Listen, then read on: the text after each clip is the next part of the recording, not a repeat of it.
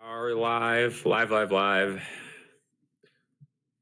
Buffalo Bills against Cincinnati Bengals should be a very fun game. Snow game for sure. The field is coated with maybe an inch of snow. Doesn't look like they really cleaned it off too much, so it looks like it might be a little bit of a slick game, but I think the Bills will be able to take advantage of the weather, use their run game that has been oh so good all season long. We'll have to see what happens, but very excited to see what this game ends up turning into. Game is on Fox today.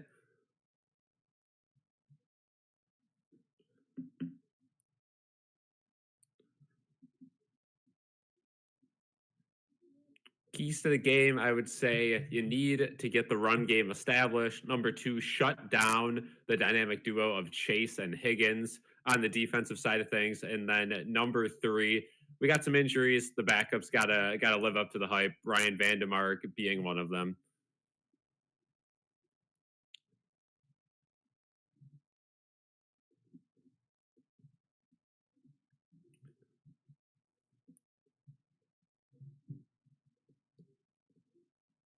Big time game for the Bills and their playoff hopes. If the Bills somehow find a way to lose this game, they'll be on the outside looking in. A win would keep them in the wild card position for at least another week. I think the Bills are able to lose maybe two more games of the five. 3-2, I think, gets them to the playoffs. 2-3 would be dicey. And anything worse than that is for sure out. So the Bills got to finish strong on the season, especially with not having the division this year, which is kind of rare for the Bills after winning five straight, but it is what it is. That's what's going to happen. And the Bills are going to have to find a way to make it work in the wild card. And all of a sudden, this AFC wild card positioning has gotten kind of tight, kind of crazy. It's going to be a fun end to the regular season. So we'll have to see what happens, but very excited to see what the Bills are able to do here today against the Cincinnati Bengals team that in recent times have gotten the better of them.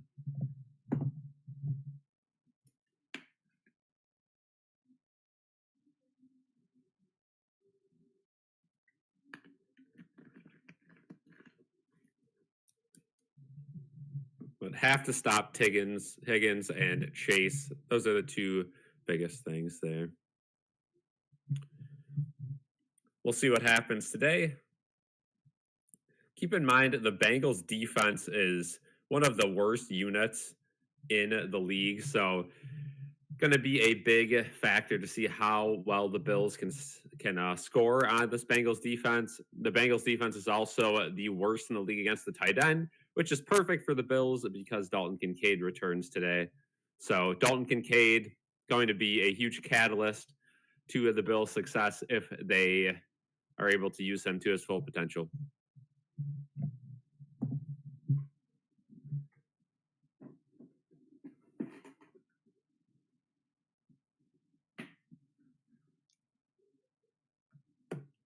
They're promoting the World Cup here on commercials as the game is on Fox, and that's going to be a fun tournament starting next year. Maybe we'll stream some of those games as well, but Bills game is set to kick off momentarily. An absolutely massive game for both teams. Cincinnati still has a chance to win their division. The AFC North has been lackluster at best. The Ravens having to deal with Lamar Jackson's injury all season. The Steelers, now Rodgers is injured. Mason Rudolph getting the start today against the Ravens. The winner of that game will move to first in the division. Loser a game back. It's going to be a very interesting game for sure on that front for those two teams. But of course, here with the Bills, we got to worry about ourselves, and we can't be worried about the Bengals somehow making a wild card or winning the division. Need a win. Got to get them out of the picture for sure today. Other big time games, we have the Texans playing the Chiefs today. That is a massive game. I think the Bills are probably rooting for the Chiefs, which sounds weird, but of course the Texans have the tiebreaker over the Bills because they beat them in a prime time. And the Bills, of course, have the tiebreaker over the Chiefs because the Bills defeated the Chiefs in the regular season as usual.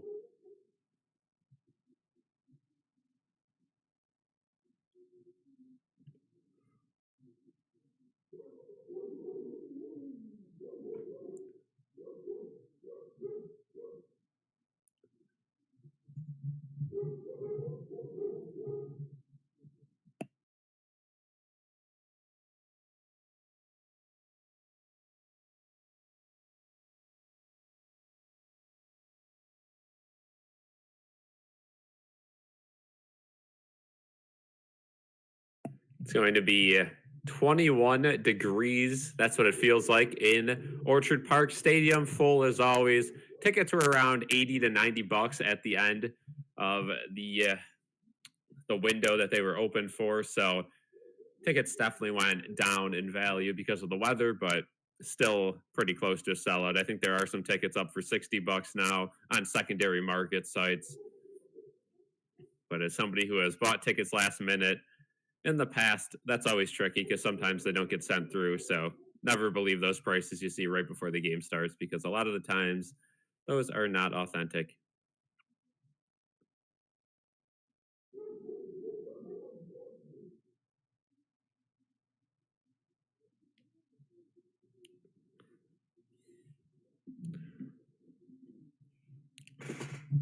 Getting ready for kickoff here with the Bills. Sean McDermott is 1-2 against the Bengals. So, like I said, not a whole lot of success. Keep in mind the Damar Hamlin game was probably going to be a loss for the Bills. So, make that 1-3. Bills kicking the ball off. Very snowy game. Snow on the field. Light dusting coming down throughout the game. And kickoff fielded at the 3. And Charlie Jones will return it for Cincinnati. Up the middle, he goes, tackled at the 33-yard line. And that is where Joe Burrow and the Cincinnati offense will take over.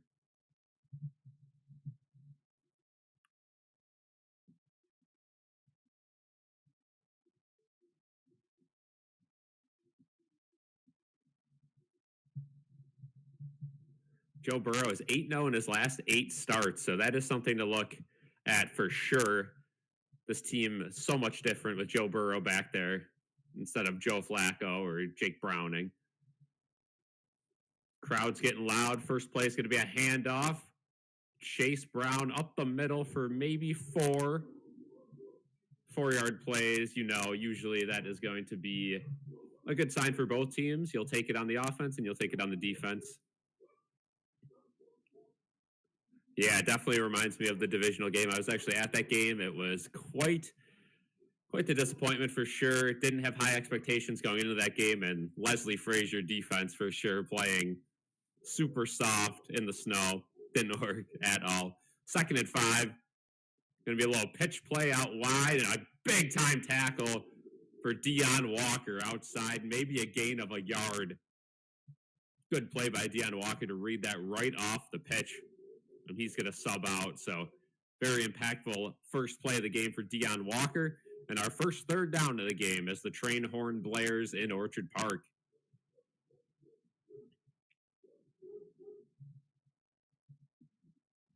Third and 5.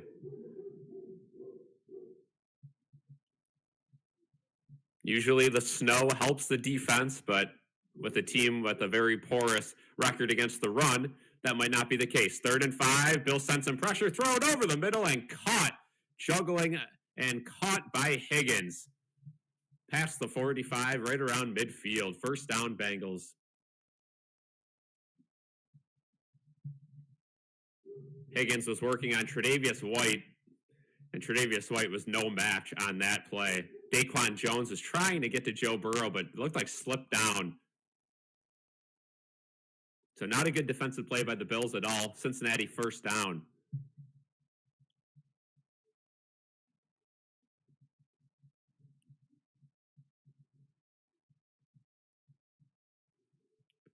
Burrow on 1st and 10, fakes the wide receiver screen over the middle. Higgins again. That'll be a first down. A 12-yard reception right in the middle of the field. And a little bit of pushing and shoving after the play. No flags from that.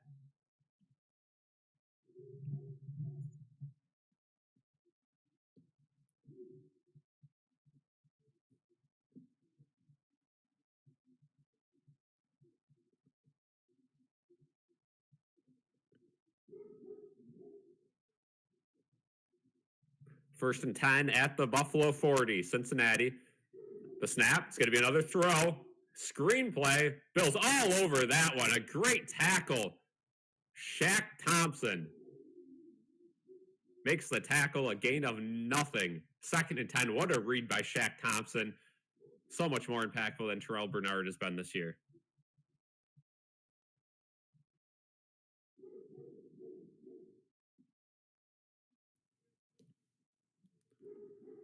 Second and 10.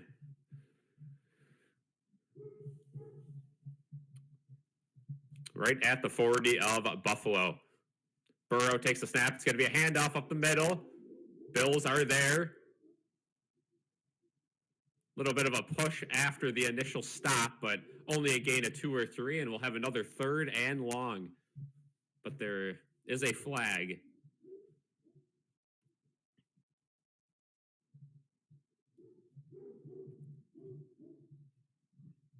And they say no foul, actually, so they pick up the flag.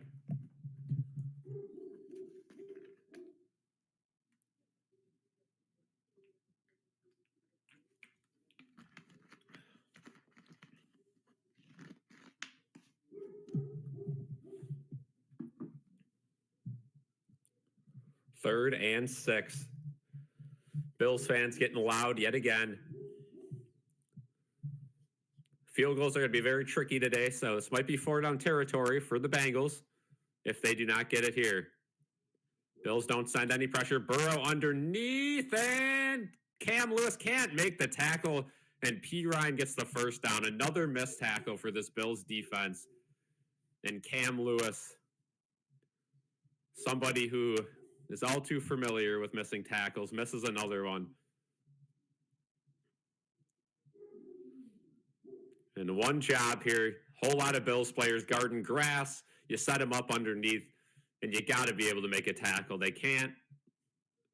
Terrible, terrible job by Cam Lewis on that play. First down, Bengals.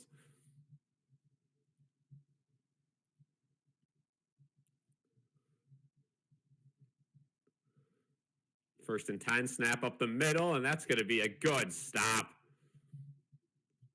TJ Sanders on the tackle, gain of 1. So the Bills' run defense has been good so far. The pass defense, not so much.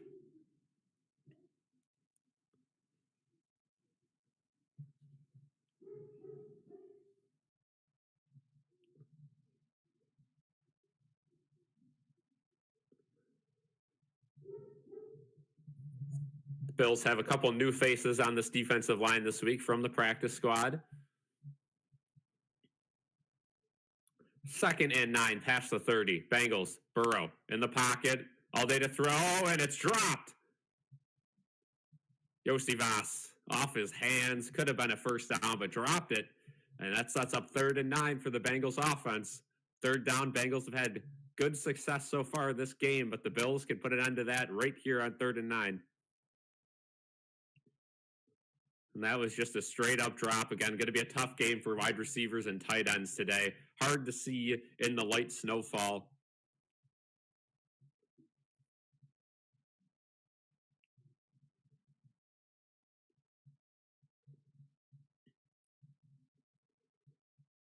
Burrow takes the snap, throws it wide open. Is Josie Voss first down?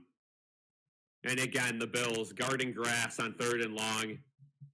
One of the worst 3rd down defenses in history. This Bills team under Sean McDermott, again, crumble under 3rd and long.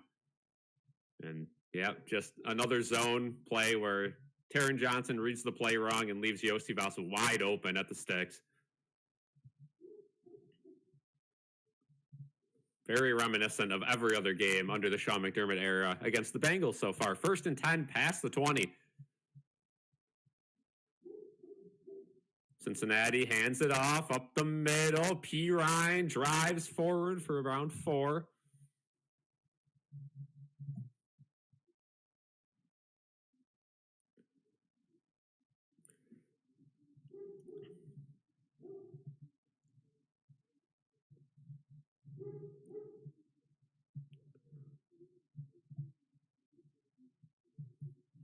Second and 7.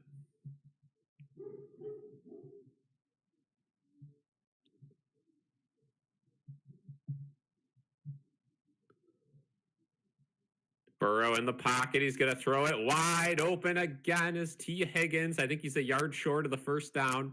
Have a 3rd and 1. So this Bills defense just playing cover 4 and cover 3 all game long, leaving the entire underneath open. And it's just too easy for talented guys like T. Higgins and Joe Burrow to link up on these plays. Again, the Bills just guarding grass again. Gonna have to make a fundamental change if you want to stop the Cincinnati team. 3rd and 1. Bills showing pressure. It's going to be a handoff up the middle. P. Ryan gets the first down and more. Barrels forward to the 5-yard line, 1st and goal.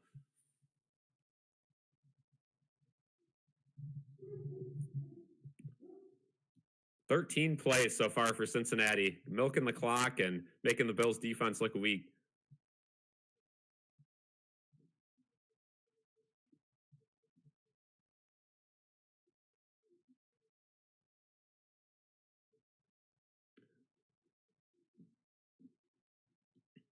First and goal for Cincinnati.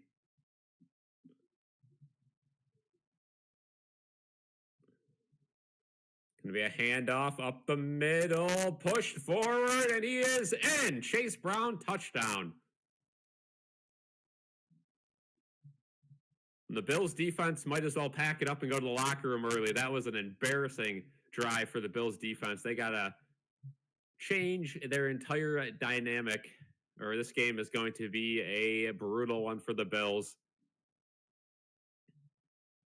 That pass defense multiple times in the snow, 3rd and long. You think you'd be able to get out of that, but they continue to just play prevent defense under Sean McDermott. This is a system that cannot continue.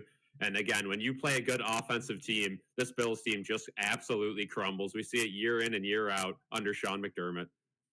Extra points are going to be not easy today, but that one's up and through. 7-0 Cincinnati. Good start for the Bengals.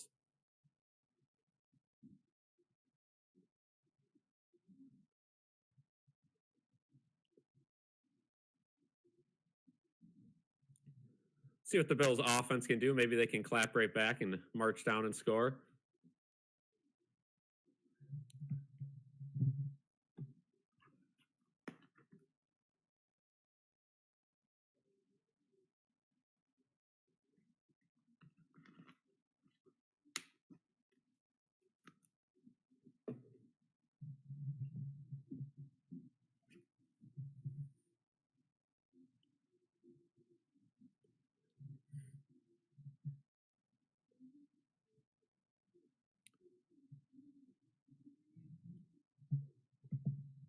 So not a very good start at all.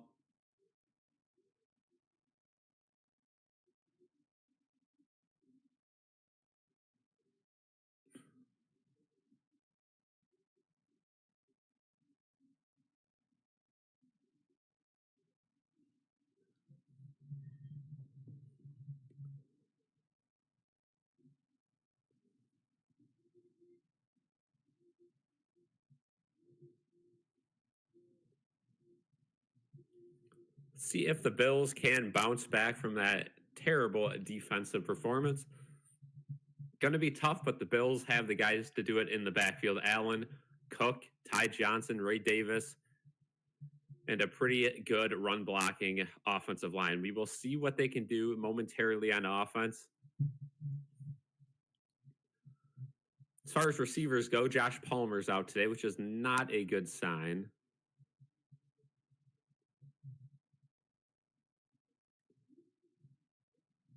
But we are going to have to wait and see if the Bills can figure out the Cincinnati Bengals defense that ranks among the league's worst in pass defense, in run defense, in points per game. They're always near the bottom, no matter what you compare on the defensive side of things.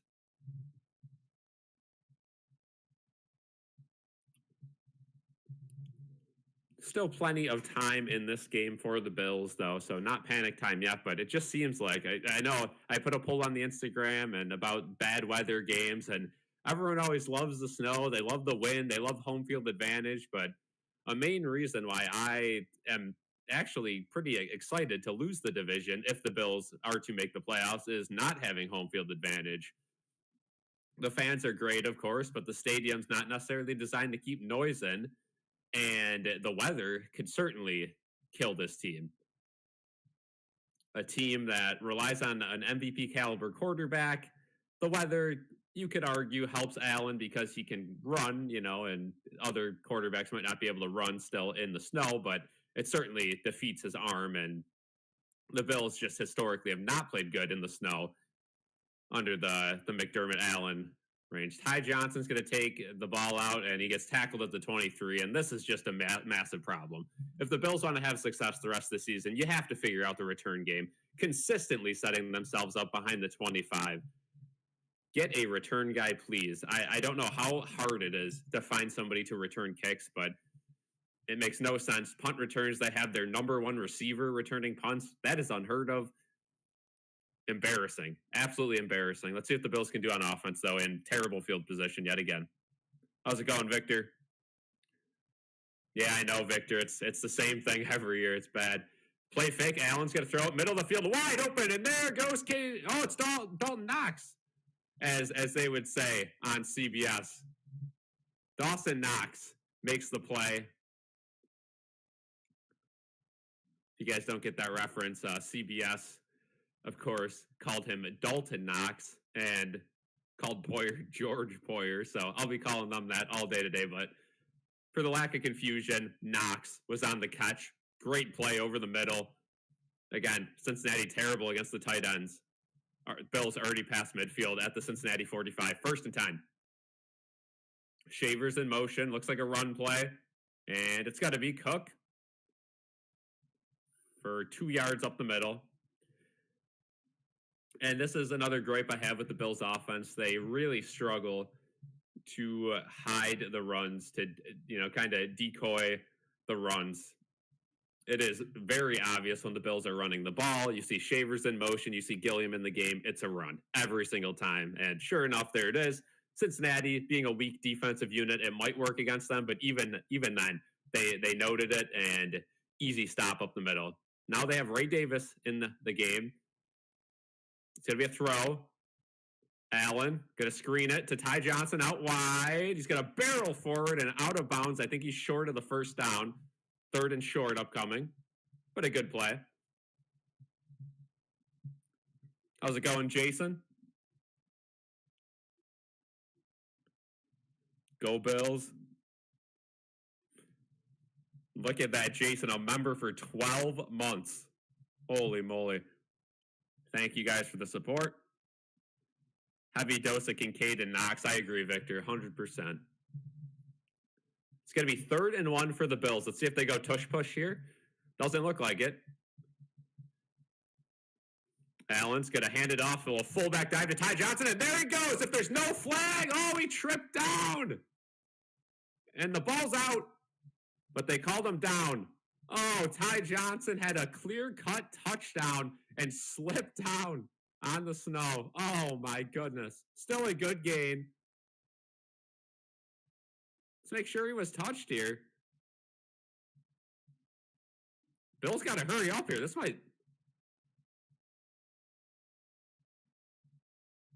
They got Cook up the middle. It's going to be a gain of around 3.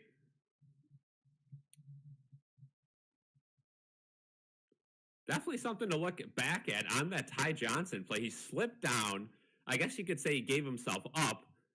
But it looks like when he was touched, the ball came out before he was touched down. So something to argue if you're a Cincinnati Bengals fan for sure.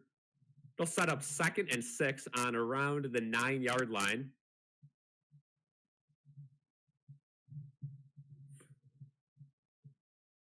Keon Coleman in the game. Cook in the backfield. It's going to be a slant to Gabe Davis. Their patented little RPO there. Only a gain of around 4, so we'll have a 3rd and 2. And oh boy, we got pushing and shoving going on. Gabe Davis was trying to stay on his feet. So 3rd and 1. Huge play for the Bills. Can they convert? Now they move it back to 3rd and 2.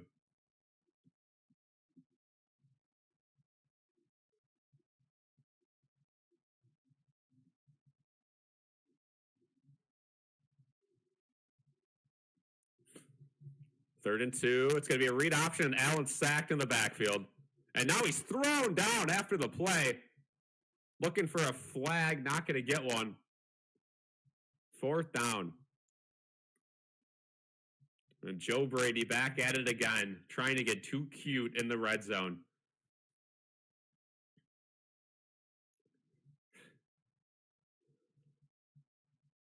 Wow.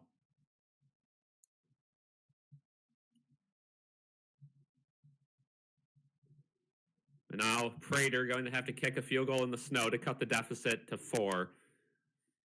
Joe Brady again. What a stooge. 26-yard field goal should be easy. And it is.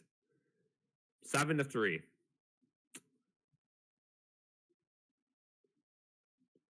Wow.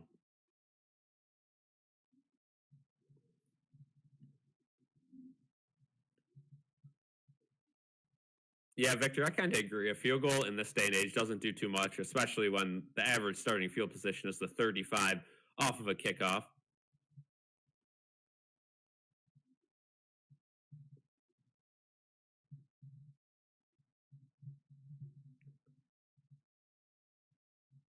So not a very good start on both sides of the ball for the Bills.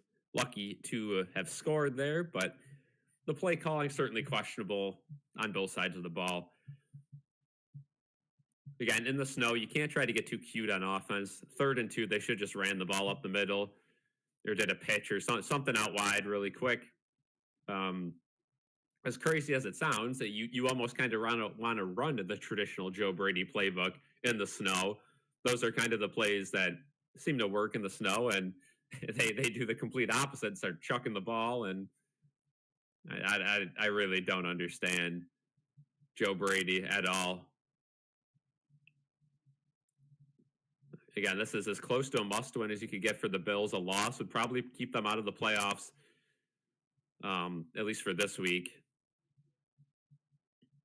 And with the Patriots and Eagles still to play, you probably can afford only 2 more losses, and those are going to be tough games. The Browns and Jets being the other 2 games, much more winnable games, but a divisional game against the Jets is never easy. And then the Browns could have bad weather in Cleveland that affects the game. So keep that in mind. Cleveland's defense also very, very solid. Myles Garrett setting records. So it is going to be a tough rest of the season for the Bills. A win this week would go a long way, though, in lightening the load. But not looking great so far. See if the defense can play a little bit better than they did on that opening drive.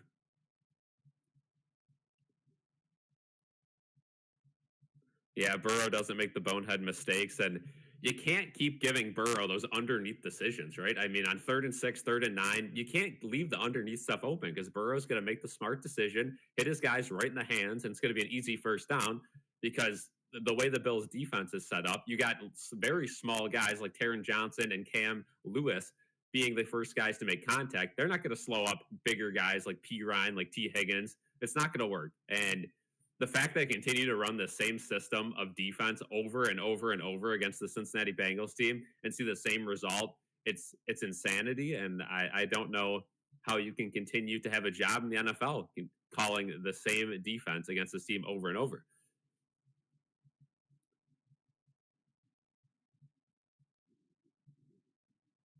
And Cincinnati's 4-8. There's definitely a method to beat them. There's the script right there. Bills not taking the easy way out this game just yet. 7-3 kickoff. That one not as good. Fielded at the 10. And there he goes along the sidelines, tackled out of bounds at around the 45. So look at the difference there, right? Cincinnati, both times, good field position. The Bills, terrible field position because of the return game.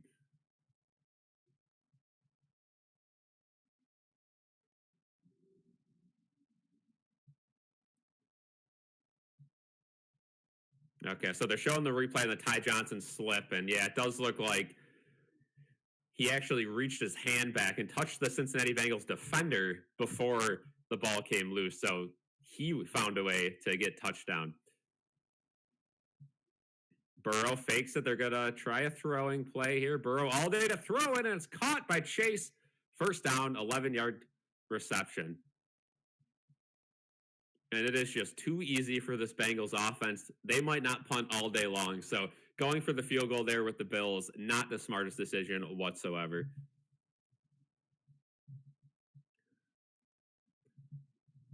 First and 10, Cincinnati.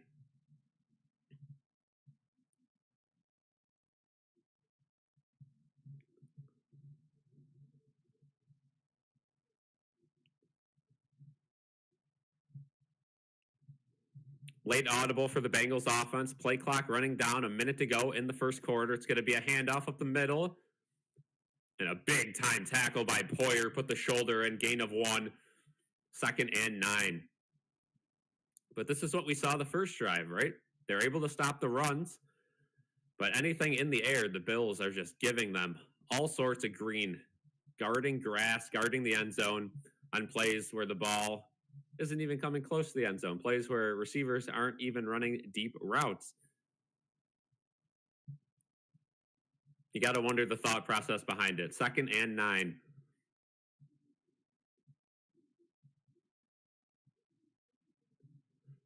Burrow fakes the screen. It's going to go up the middle, and a good stop. Shaq Thompson again, loss of 3.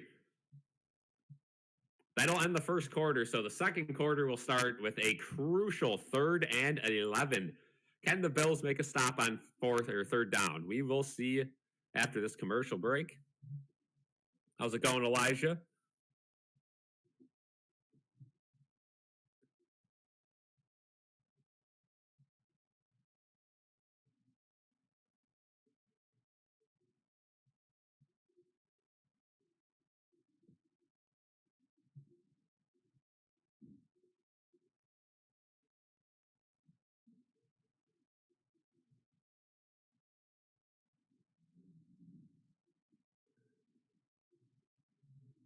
So not the best of first quarters for the Bills, but they are still in the game and need a stop here on 3rd down. We'll see if they're able to do it.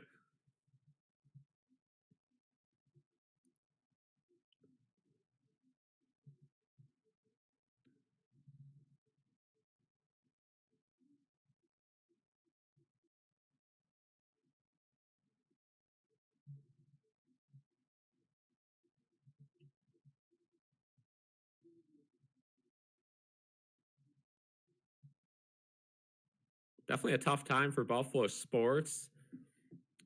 Don't even want to get going with the Sabres. They have a crucial week ahead. 3 games out west against winnable teams. If they're able to win all 3, they're back in the mix, but that probably won't happen. And the Bills here today, a loss against Cincinnati would most likely keep them out of the playoff picture going into next week. Been a tough season for both teams. And a common denominator between the two is poor managing and poor coaching this year.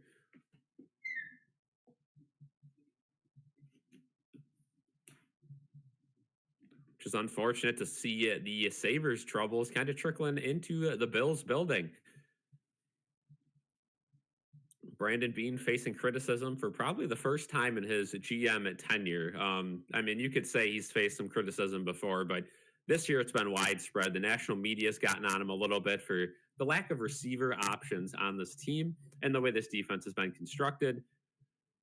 And to waste the last 7 years with a defensive-minded, quote-unquote, genius and have this sort of defense and the way they play, it's certainly been a problem, and I really don't know if there's a solution to it right now. They just continue to build this defense around this McDermott system of zone defense and not a whole lot of pressure on the quarterback, and it just doesn't really work in the modern era of football.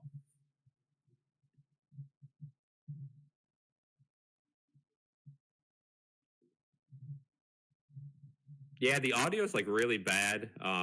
I watched back and it's nothing I can control.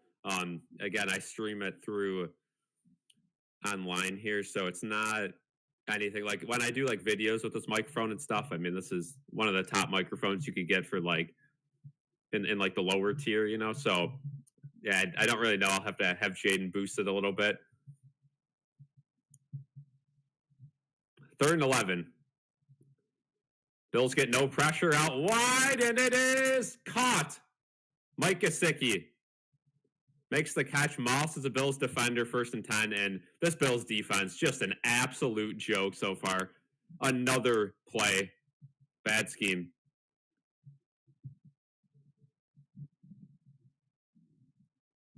Taron Johnson, just put your hand up. Again, terrible defense, doesn't turn around, doesn't try to break it up. Just, again, who is teaching these guys how to play defense? As a defender, you got to put your hand up and rip back at the ball. Such an easy break up there. He had his hand in between, and instead of ripping it out, just keeps it up. Going to be a out wide play to Chase, and he somehow pounces around the defense. Going to be a gain of around 7.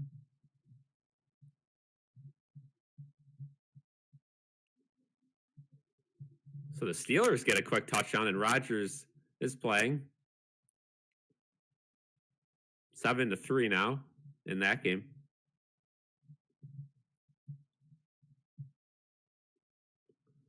Second and 3.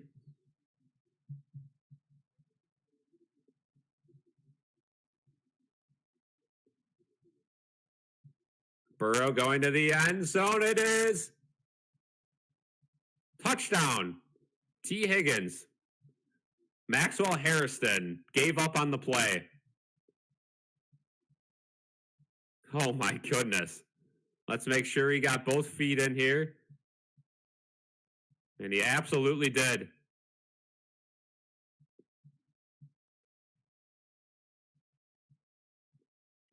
Wow. Terrible defense from Maxwell Harrison. Oh my gosh. Just gets lost.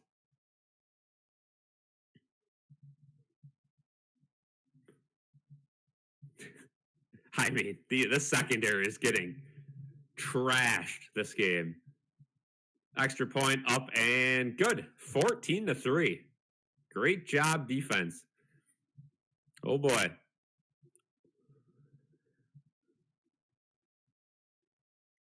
I mean, shouldn't have even got to that point if Taron Johnson knew how to play defense, but oh. Wow.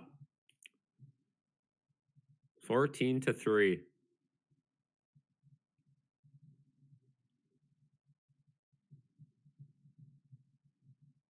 I mean, Taron Johnson needs to be studied. One of the greater fall-offs in recent memory for a Bills player has really just turned into a lackluster cornerback, and I don't really know if the injuries have played into it, but he just seems like he's a step slow, a step off all season long. He has been. And again, I think it's a coaching thing too, because it just seems whoever the Bills get in the secondary, they do the same thing, just weak tackles, arm tackles. When there's contested balls up in the air, they don't turn around, they don't jump for them. They just kind of play NBA defense where they jump straight up and try not to make contact. And that's simply unacceptable at the NFL level. It's a very frustrating start. Yeah, new defense, offensive coordinator. I mean, again, I like McDermott as a person. I hope he succeeds, but the only way I see the Bills getting past this current kind of lull that they're in is getting rid of him, because his scheme is built for 2008 NFL football, and unfortunately, it's the year 2025. And he's certainly not going to change the way he coaches football. That's not in his DNA. So I don't know. 3rd and 11, and again, we're just sitting back and guarding the goal line at midfield. I don't know what the plan of attack is there, but still plenty of game left. Keep in mind the Bengals got the ball first too, so Bills just got to go down here and get some points, and they'll be right back in the game.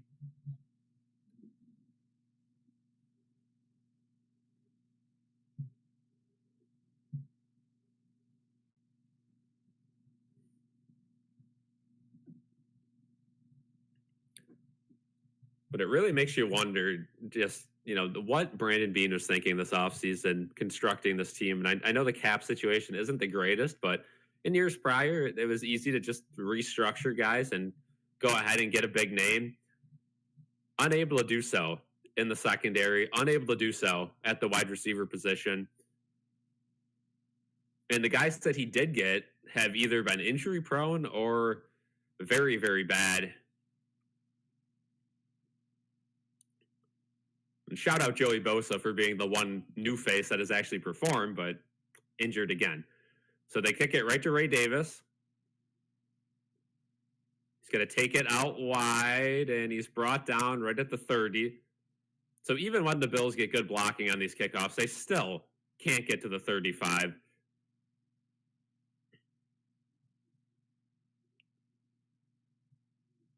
It's just a really, really bad special teams unit in the return game. And the opposite's actually been good. Their coverage team is towards the top of the league when, initial contact, starting field position, punt coverage, but punt returns, kick returns, those units are just bottom of the barrel right now. So they start from the 30, hand off to Cook, up the middle, and he's going to roll forward for 5 yards. And just watching this team transform into the team they are today, but 4 yards at a time, McDermott style, it's really mind-boggling how a team that has the former MVP, one of the greatest quarterbacks of all time, in untapped potential, and the Bills just handcuff him to the grass and say, listen, buddy, you're playing as if your name is Nathan Peterman. We're scheming guys open for 2 yards. We're making you hand the ball off. There's a throw to Knox, and he's open again. Another big play for Knox, brought down at midfield. Dawson Knox, granted, against the worst defending tight end unit in the league, but good to see Knox getting in it. And Kincaid is active this game, so we'll see if he has any success. But I'm a firm believer in Knox. I thought the Kincaid pick was kind of strange when they first made it, and Jackson Hawes has been good too, but you don't need 3 good tight ends in this league. You need receivers, and they don't have any. 1st and 10 around midfield. Bills are going to hand it off to Cook. Cook finds a little bit of separation, makes a nice move. Gain of 6.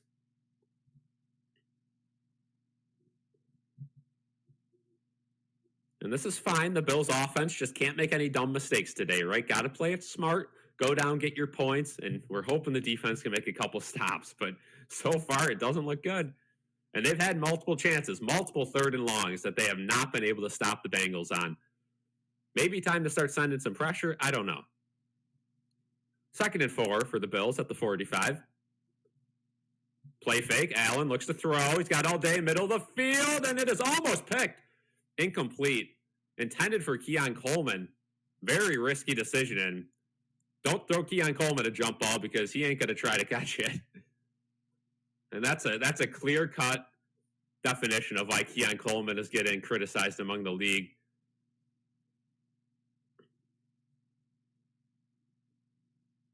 But a good job by the DB to jump that route too. But Keon Coleman, unless he's wide open, he's not going to make an attempt at the football, right? He's not that kind of receiver. So nothing against him. He's just not a guy who's going to lurk back for the ball. It's going to be a halfback screen, incomplete. Bad throw. 4th and 4. I think you got to go for it if you're the Bills. And they are. Dude, Joe Brady. Oh, my gosh. Halfback screen again. They have 3 plays each week. That's all they do.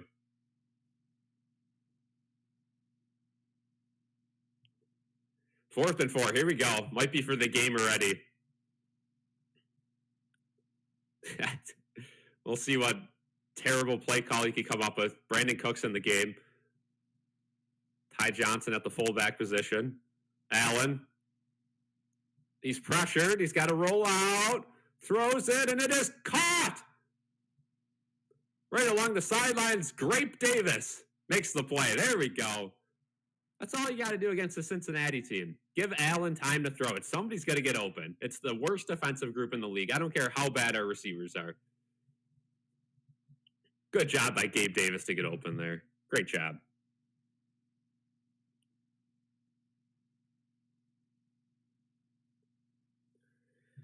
Whew. A massive play. If the Bills don't get that, this game could already be wraps. Now they're past the 30, 1st and 10. Here we go. Shavers in motion. Now he moves back out wide. A handoff.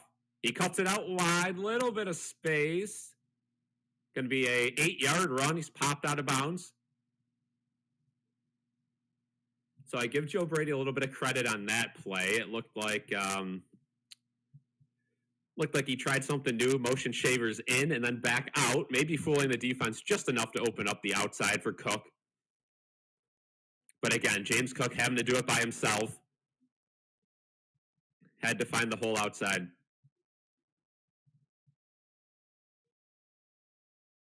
Second and 2.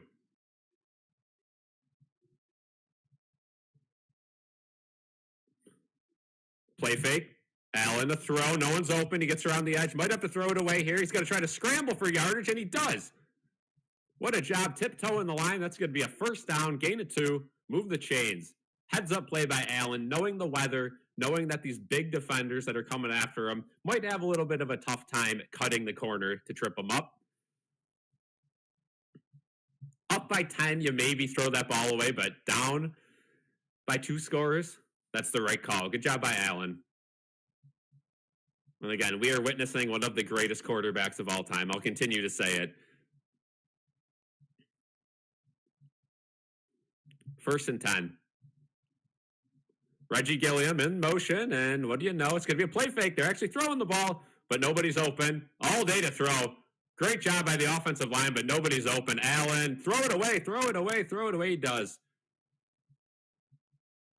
Allen had about 20 seconds in the pocket to find someone, but nobody can get open. And the red zone has been a tough place for the Bills in the last couple of years. Nobody can get open for them. Keon Coleman double-teamed. But this is the issue. They show Keon Coleman, and Keon Coleman double covered, just stood still in the end zone. Stood still, did not try to get open at all, just stood there.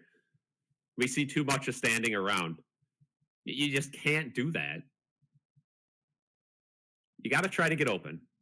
2nd and 10 now. Fake the wide receiver screen. Go inside to Ty Johnson. Whole lot of green grass ahead of him. But good job by Cincinnati. Now he gets barreled forward. So it's going to be 3rd and 2. A play that immediately I thought could go for a touchdown was cut to only a gain of a few, but a good push by the Bills offensive line that caught up to him. And they're going to say 3rd and 3. I think it's more 3rd and 2. Probably 4-down territory again. Ty Johnson shaking his left hand, might be injured. May have just rolled up on his wrist. He's going to be out on this play, which puts Cook in the backfield, Coleman in motion. 3rd and 3.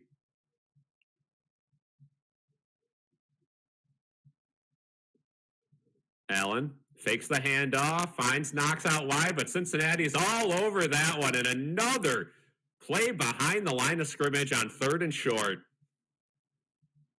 4th down, and the Bills are going to have to kick a field goal. I mean, this play calling is just absolutely horrible. Why do we continue to throw the ball behind the line of scrimmage on 3rd down?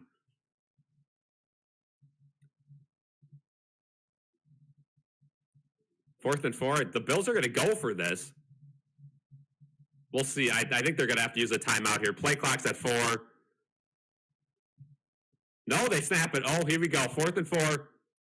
Allen, nobody open. He rolls out. Still nobody open. He's got to throw it to someone. Throws it, and it is caught by Shakir. What a throw. Josh Allen threads the needle. Somehow, some way. Khalil Shakir. A very important play. Ends up a touchdown, but there is a flag.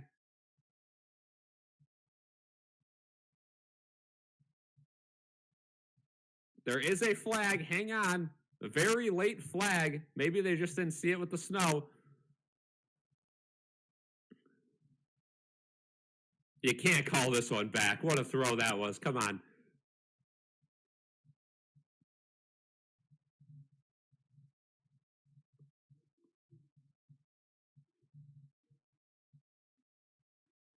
They call roughing the passer. There you go.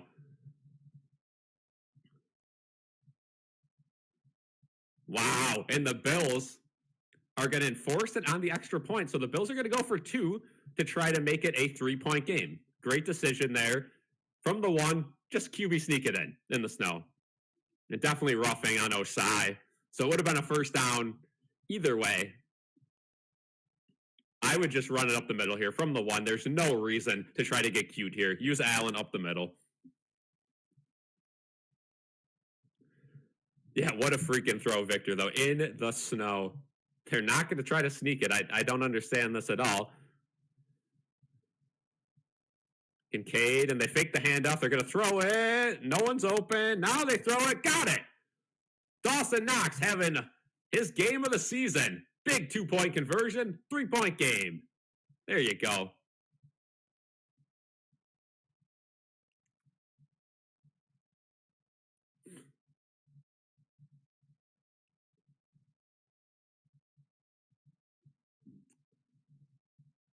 Well, you know what they say. If you leave a blind dog in the house for long enough with the door open, eventually he's going to wander outside. Bills receivers finally getting open with 30 seconds given in the pocket. We'll take it, though. Bills only down by 3. What a drive that was.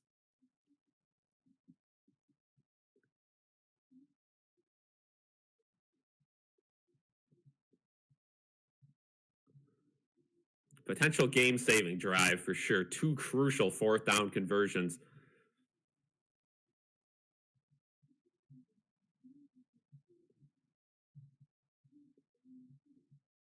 Yep. Tight end's going to be crucial in this game. You have to keep using them. Now let's see if the defense can get a stop. You know what Cincinnati's going to do. They're going to try to throw it underneath. They're going to try to hit sidelines. You got to put flats on. You got to start biting underneath. In the snow, the probability of Jamar Chase catching an 80-yard pass is very low today. There's no reason the Bills should be gatekeeping the end zone.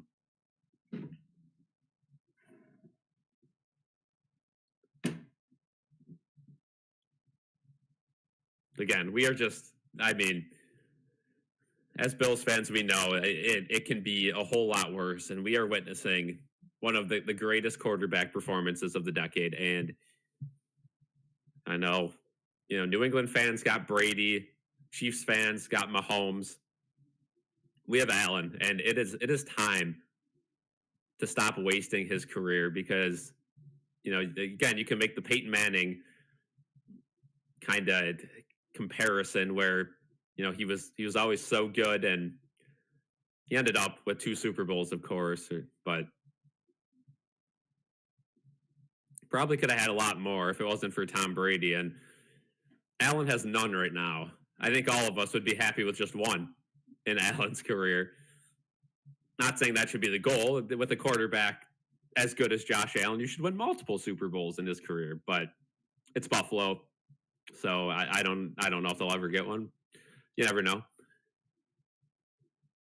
A lot of times things happen in the weirdest ways too. So again, a season like this where the Bills don't seem to be anything special, could say that about a lot of the top teams in the AFC and in the league. Again, the Bears are the number 1 seed in the NFC right now. So I'd say anything's on the table. Just got to make the playoffs and see what happens.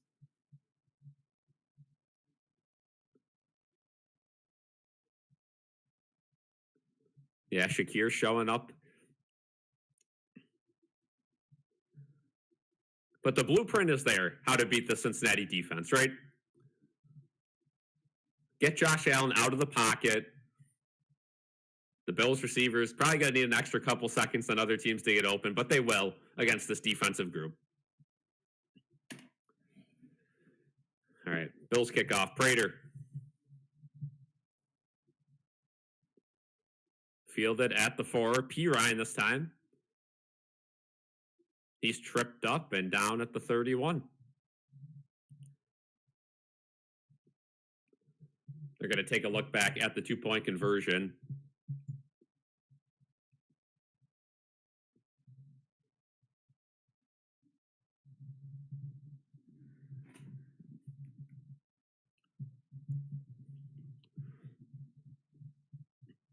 But yeah, you have to keep Josh Allen outside the pocket. I think he plays the best when he's on the run.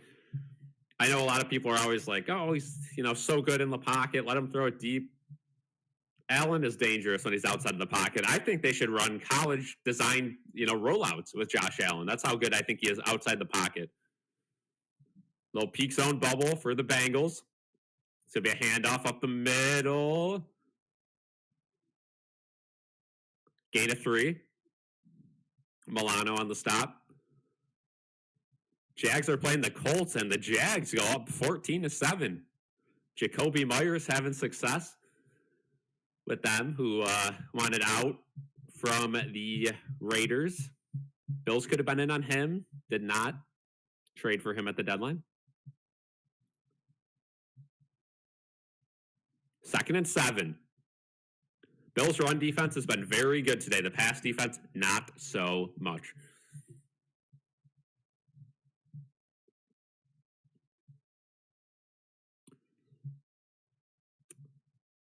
Out wide. Wide open is Brown. Milano. Good job by Milano. Making a tackle out wide, pushing him back yardage. And I don't think they could give him forward progress because he kind of wobbled back and then picked up forward progress again. So that might actually only be a gain of 2 or 3. Yep. So it's going to be 3rd and 7. 3rd and 7. And here we go again. 3rd and long. Can the Bills defense figure it out? 3rd and long. Preparing for disappointment. 4 seconds on the play clock. You're on the over the middle, and it is caught by Gesicki. Right around midfield. Again, Bills. Oh my gosh. Just so easy on 3rd and long against the Bills. They just play the softest defense possible. Cam Lewis gets turned around, playing zone. Why do we continue to play zone? They know it's coming. Cam Lewis, again, instead of guarding the guy right in front of him, turns the other way to cover his zone of snow and grass. I don't think the snow is going to catch the ball today, bud. So, easy 1st down for the Bengals. Going to be a play fake. Burrow going towards the sideline, and Taron Johnson almost picks it off. Good recovery. Was nowhere near the play. Good recovery by Taron Johnson. Almost made a highlight reel interception. 2nd and 10. Yeah, Victor, I'm right there with you. Oh, almost picked off. A non-snowy day, it probably is.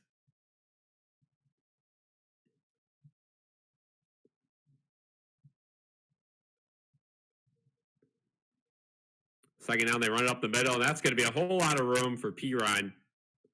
7 yards, 3rd and short. Greg Rousseau on the tackle. Here we go, another 3rd down for the Bills. Can they get a stop?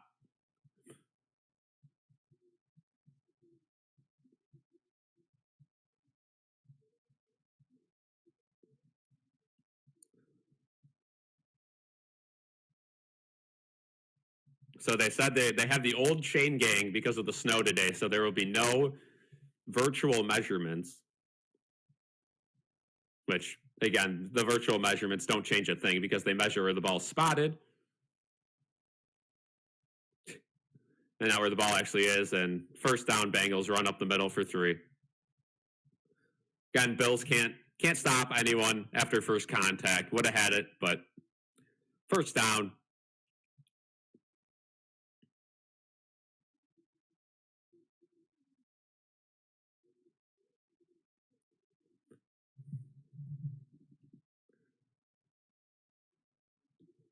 Defense playing absolutely terrible to start.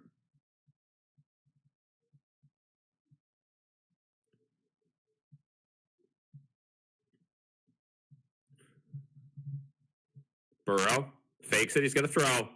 Going way deep. He's got Higgins on the sideline. out of bounds. Makes a nice one-handed catch, but way out of bounds. 2nd and 10. Tre'Davious White on the coverage. And now T. Higgins stays down after the play. Might have just came down. Let's see here. He might have just lost his breath. Kind of slammed his head on the ground, too. That would be a huge loss if he's not able to continue. Oh. He's in concussion protocol, and he's still down. So we'll go to commercial. And that might be the end of T. Higgins today.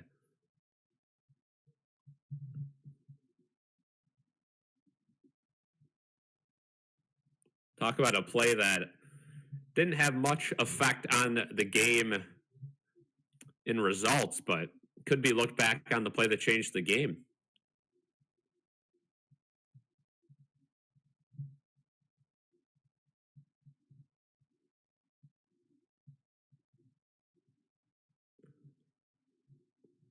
So we'll head to commercial, see what is going on with T. Higgins.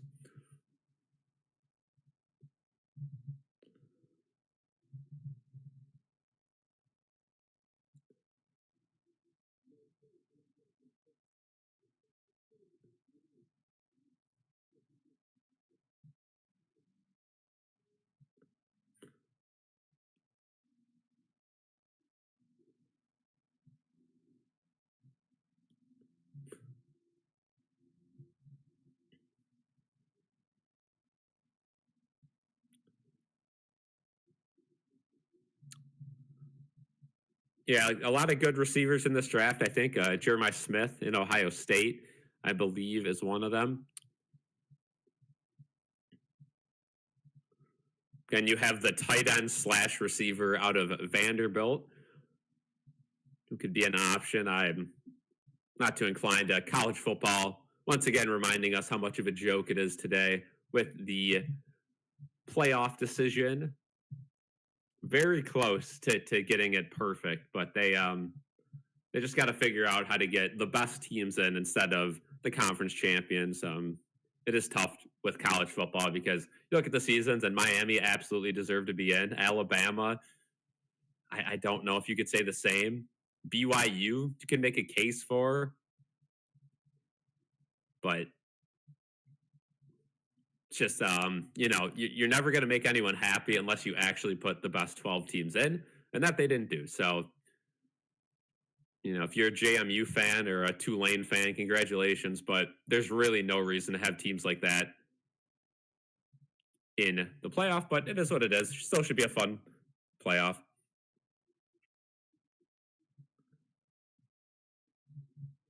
Yeah, Elijah, the Fox is a little bit different than our CBS normal broadcasts, and it's a weird game to put on Fox, right? 2 AFC teams. You usually don't see that. 2nd and 10. Bills send a little bit of pressure, but they can't get to him. Burrow trying to scramble. He throws it up, and it is, oh my gosh. Pass interference in the end zone. Taron Johnson just tackled the intended receiver. Again, terrible defense from Taron Johnson. Didn't need to do that. What is he doing?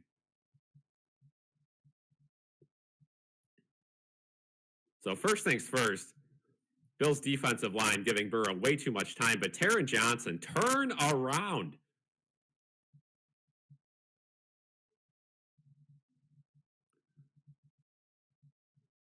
It's going to be first down from the 1.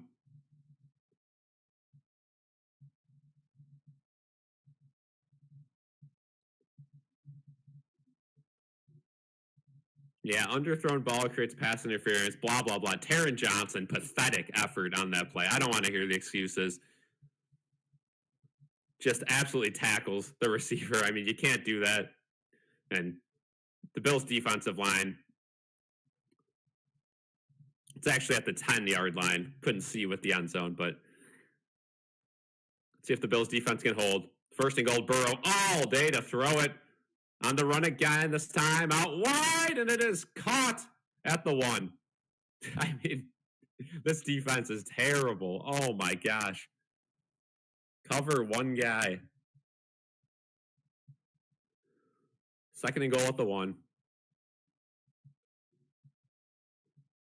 Burrow on the run. Great throw, but Oh, that might be, they're saying it might be a touchdown. I think that might be incomplete. Did the ball hit the ground?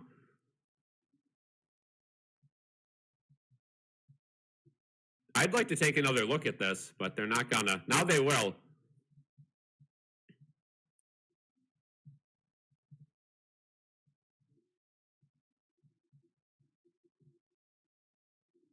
And Cincinnati's going to challenge it.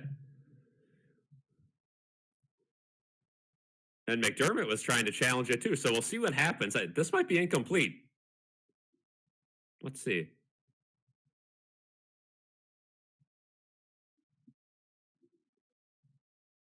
These goofballs on Fox think it's a touchdown, but it looks like the ball's clearly dragging out of bounds. We'll see what the call ends up being. Ball definitely touched the ground. The issue is I don't know if it moved. Either way, he didn't have possession of it, so you would think if they might just say it stands.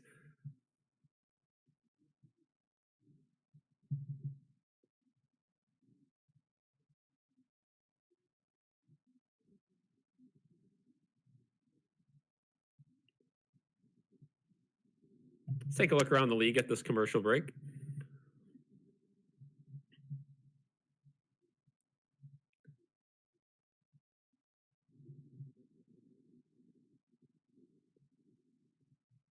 Have 3-3 Seattle and Atlanta. Pittsburgh up 10-3. Tennessee up 14-10 on the Browns. Indianapolis down 7-21 on the Jags. Washington down 14-0 against Minnesota. Miami up 21-7 over the Jets. Tampa Bay up 10-7 on the Saints.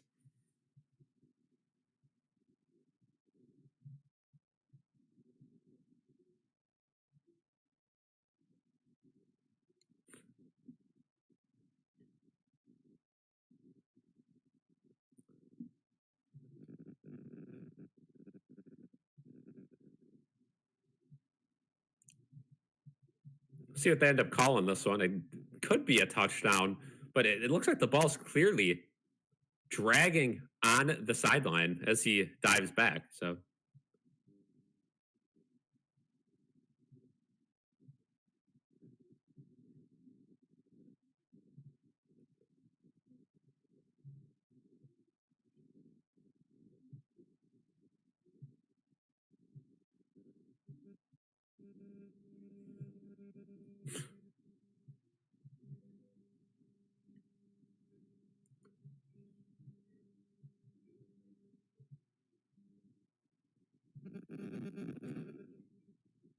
and they call it a touchdown.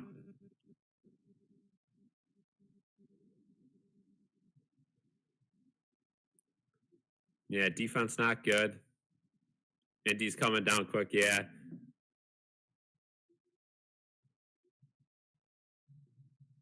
I don't know how you call that a catch. I mean, the ball is clearly on the ground. Unless they say he had the touchdown and then dove back, I guess you could say that. Extra point as it's starting to snow a little bit harder. Up and good. 21-11, 10-point game. Bills get the ball after half, though, so just got to get some points before halftime, and you're right back in it.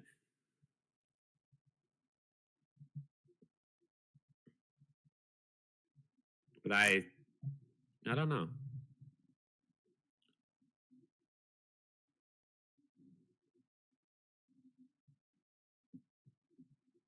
I'd like an explanation from the league on that one. I don't know how you call that a catch.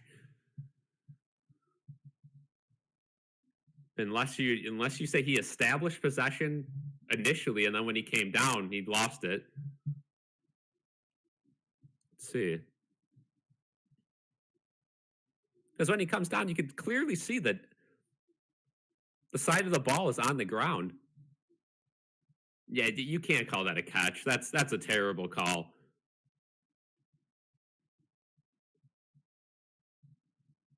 That is just a terrible call. I don't know how to even.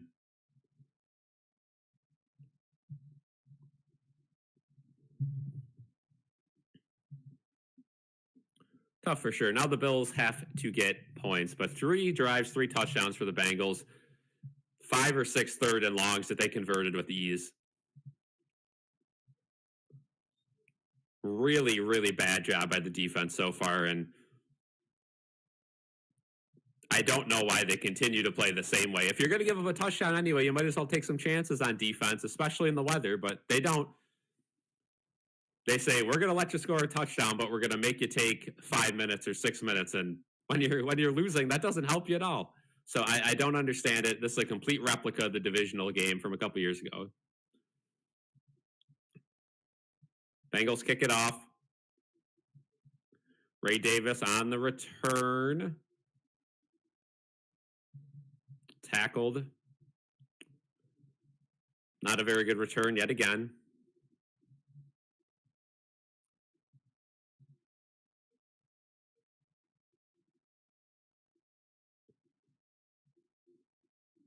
The only difference between that divisional game and now, the Bills already have more points in the first half than they had all game, so that's a good sign.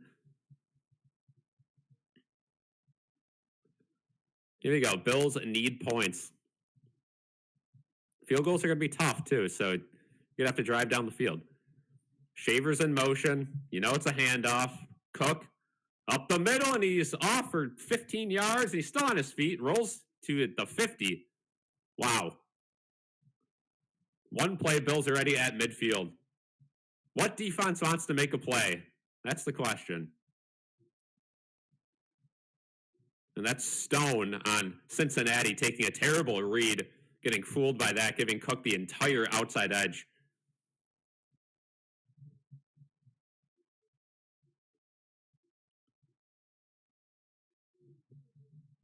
First and 10 Bills, right at midfield. Shakir in motion. Snow is starting to really come down. It'll be a handoff to Cook again, up the middle, finds more space. Maybe a 5-yard gain. And that'll take us down to the 2-minute warning. Bills are going to try to drain this clock out.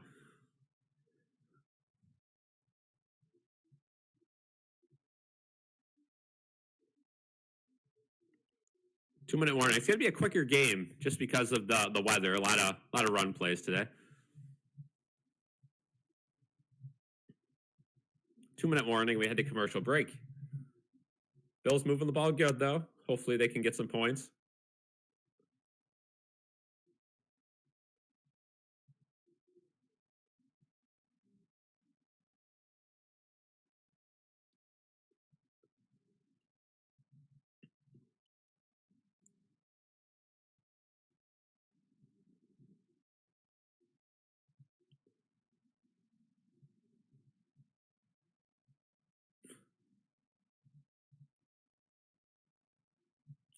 Just really, really bad so far for the Bills. There's not really any technical explanation for it. I mean, it's just the same old, same old.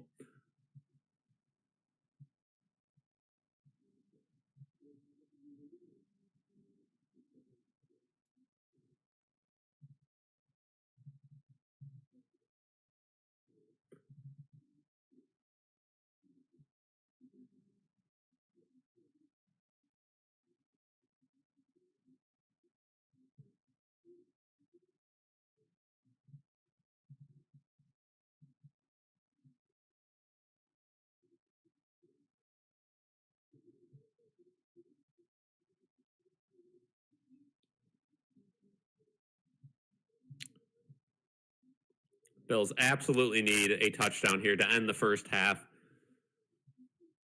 They would be set up in a good position if they could get a touchdown before the half. That would put them only down by 3, and they'd get the ball to start the second half. So a big 2 minutes ahead for the Bills. Any form of points going into the half would be big. If they can't, that's going to be a very tough game the rest of the way. But if they can, they put themselves up in a good spot.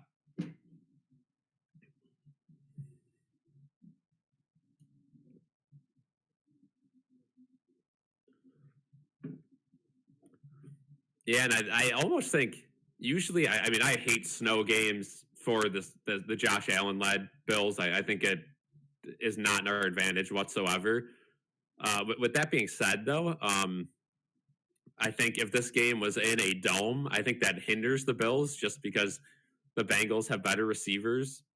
The Bengals have, you could probably say a better offense. And the Bills defense maybe can get a step or two where they wouldn't have in good weather. So I don't know. I think bad weather is kind of flipped from that divisional game. I think it actually helps the Bills today. And right now it doesn't look like it, but I think it might be an even worse story if not for the weather. Ty Johnson, handoff, out wide, bounces off one, gain of 2.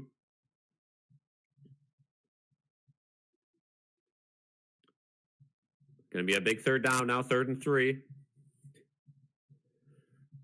And now this play calling. Here we go again.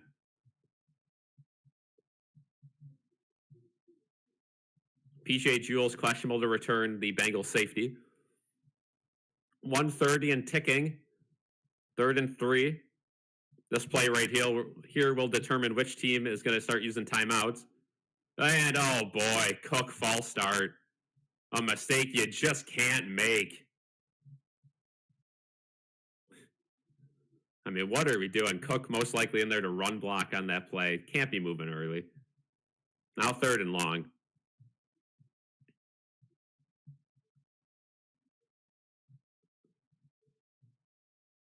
Probably saved us from a pretty bad Joe Brady play call. So now 3rd and long. Maybe Allen could take over the play call and call an audible here.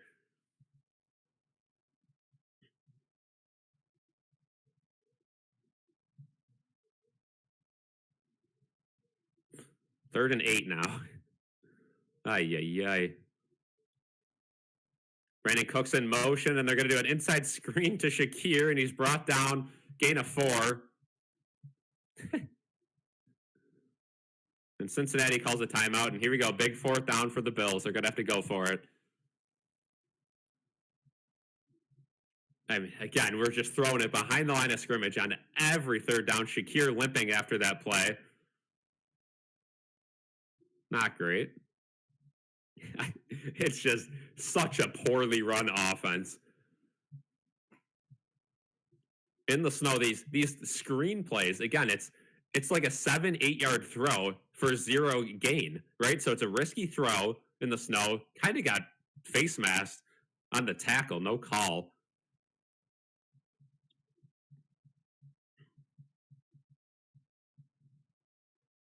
Fourth and 3, and Shakir looks a little better walking back onto the field now.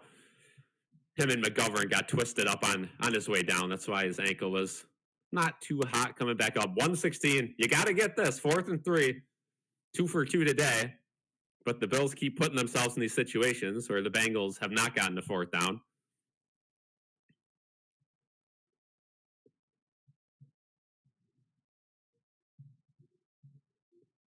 And the Bills offense, very, very in disarray right now. Bengals, Allen hit as he throws, incomplete.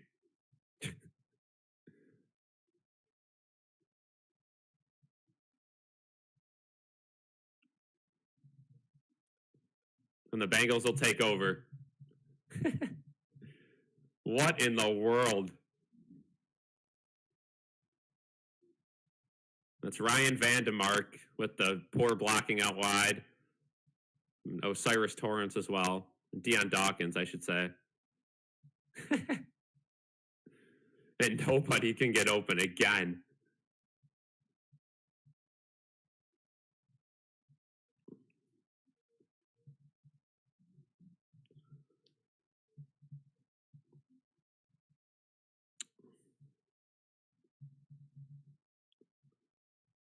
So now the Bills need to make a stop. You can't allow the Bengals to score a touchdown. A field goal would keep it manageable.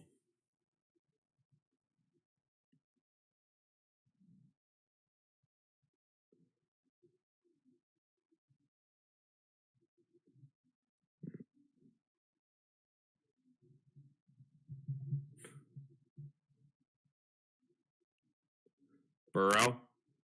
Again, Bills no pressure on him out wide, and Cam Lewis.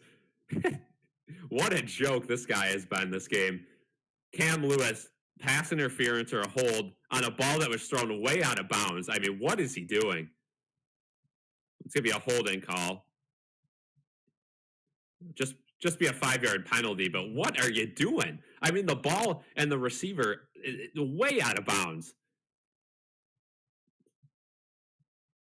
And Cam Lewis, somebody who would struggle to play a Power 4 college game starting for the Bills today.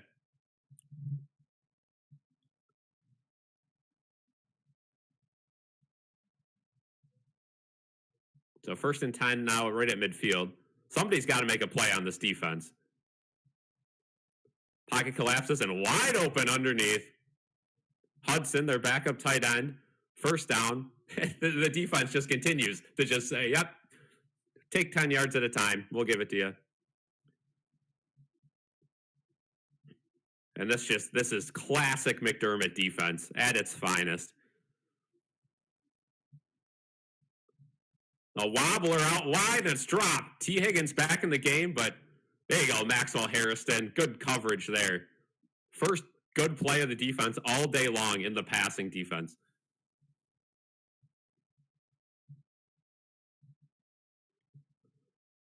Second and 10. But again, it doesn't matter, right? Because 2nd and 10, the Bills are just going to drop everyone back, and it's going to be an easy play underneath. Good to see T. Higgins back in the game, though. That did not look good the way he came down. And after a concussion that set him out a couple weeks, you don't want to see him go down with another one. Risky stuff. So good to see that he cleared the protocol. Burrow. Bill send an extra guy, and he's hit. He didn't even see it coming. Christian Benford brings him down at midfield. The guy who had 2 turnovers last week. A huge play, and now 3rd and very long. Can the Bills defense keep them out of field goal range? Cincinnati calls a timeout. You gotta be careful. You don't want to give the Bills the ball back.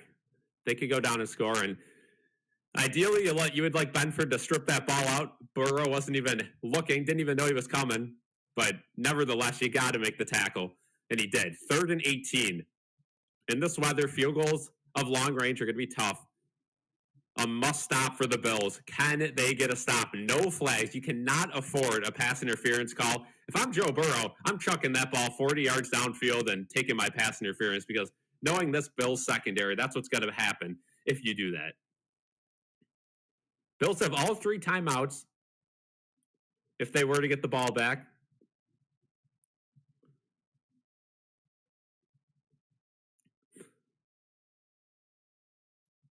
The Bills don't send any pressure. They have a QB spy, and he goes the wrong way. Burrow lobs one up, and it is dropped. T. Higgins was wide open, but it overthrew him, and he couldn't make the play. 4th and 18. Only 23 seconds to go, though, so barring a blocked punt, it looks like we're going to go down 10 into halftime. Bills will get the ball to start the second half. And I don't know who was on that quarterback screen, but they did an absolutely porous job. They just ran around the corner, and Burrow just walked to the other side and had all day to throw it. Almost disastrous for the Bills defense. A good throw by Burrow would have certainly been a 1st down. 4th and 18. Let's see if the Bills can have a little bit of magic on special teams. Oh, and it's almost blocked. Oh, my gosh. A bad punt will be downed with 10 seconds. So we'll see if the Bills knee it or if they try to take a deep shot.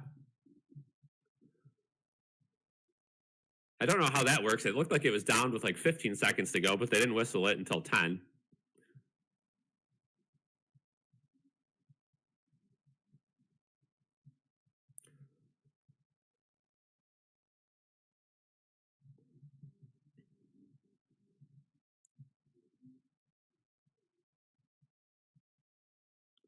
$10 seconds. If you're the Bills, you got 3 timeouts. You might as well try one play.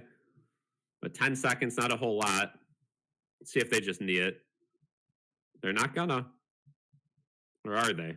Motion I think they are going to knee it. They motion Cooks and Cook off and put the big guys in, and they're going to knee it.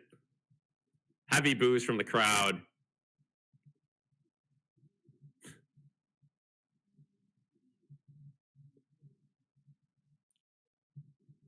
All right, a lot of work to be done in the second half, but we'll see what happens. I'll see you guys for the second half.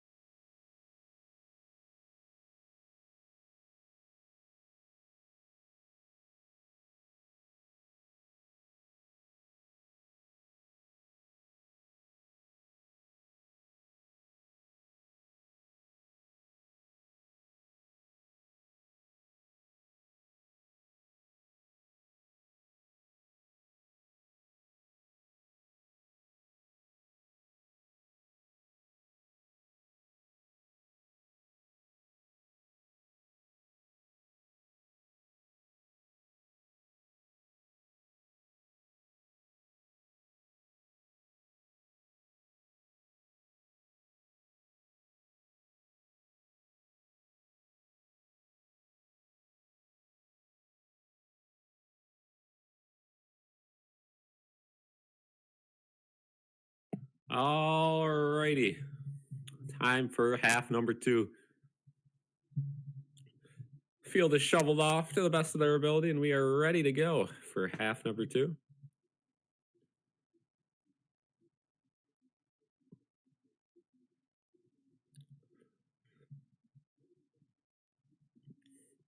It'll be Ray Davis on the return.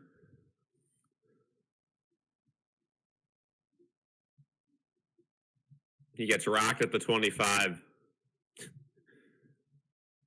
Another terrible return.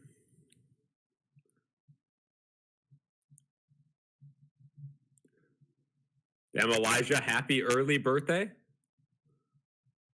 Oh boy, we got a flag on the return too.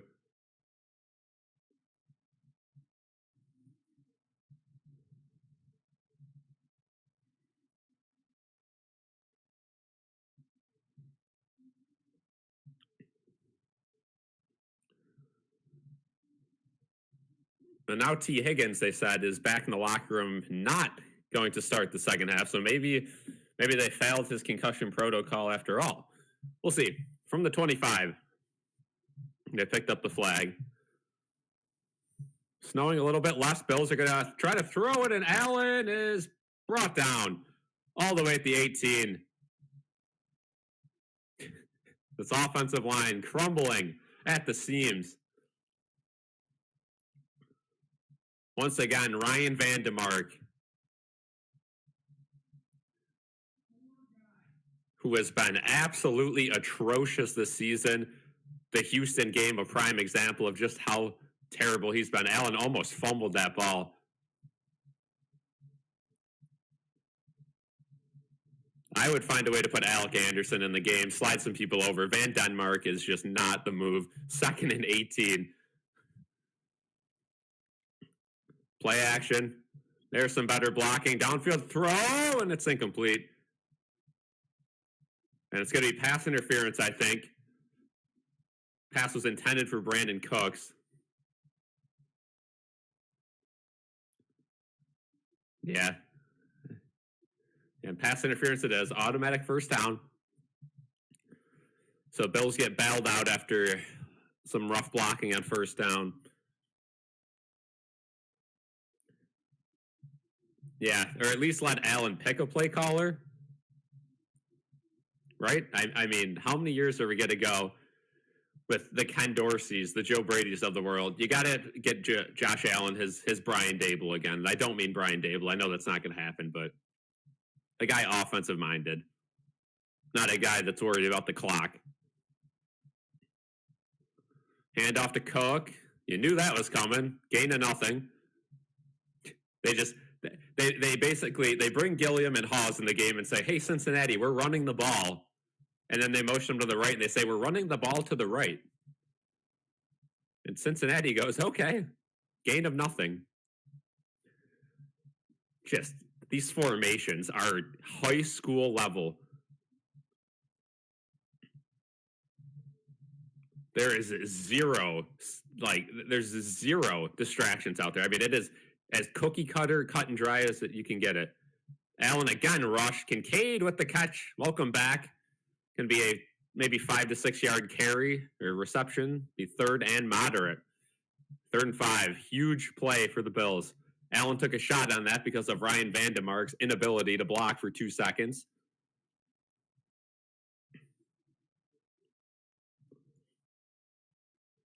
I mean, you got to find a way to get somebody else out there to block because Vandemark just, you might have to double team Hill. I don't know, but it doesn't matter who he's matched up on. He is just getting immediately taken over. Allen drops back. There we go. Auto rollout. Take it yourself. Take it yourself. Don't hold. There goes Allen. Oh, shoulder forward. Past midfield. First down. Bills offensive line almost held there. They didn't have to, but they almost did. There you go. Vandemark, good decision there, taking him inside, and Allen smartly takes himself outside. Had the entire field ahead of him to run. Good job. Good motion on Cooks, too, to open up the field. Past midfield, past the 45, 1st and 10. Shavers motions 1st and 10. What do we think? Run up the middle? Sure enough, there it is. Cook for round 3. Again, sitting here, I can predict the entire Bills offense play-by-play, and if I can do it from here, sure enough, the NFL experts on defense are going to be able to do it from the stadium. The Bills tell you what they're doing and say, stop us, and good teams do. This Bills offense is not good enough to tip your hand on every single play. You got Cook in the backfield. They're going to look underneath. Gabe Davis down low. Coleman in the game. Ty Johnson, and here comes a little bit of mesh. They're going to look for Ty Johnson. Not open. Now they go to the other side to James Cook. And he takes it around the outside for a gain of 4. 2nd and 2 or 3rd and 2 coming up.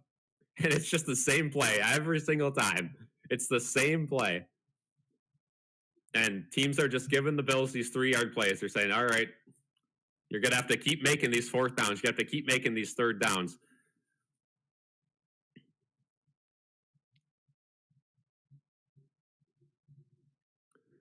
Third and 2. Brandon Cook's in the backfield. So here we go again. We got some crazy stuff going on. And here we go, a little mesh. Behind the line of scrimmage, there's everyone. And it's a screenplay up top to Cook, and he gets by. Good job by Cook. Along the sidelines to the 10, out of bounds. Good wheels by James Cook.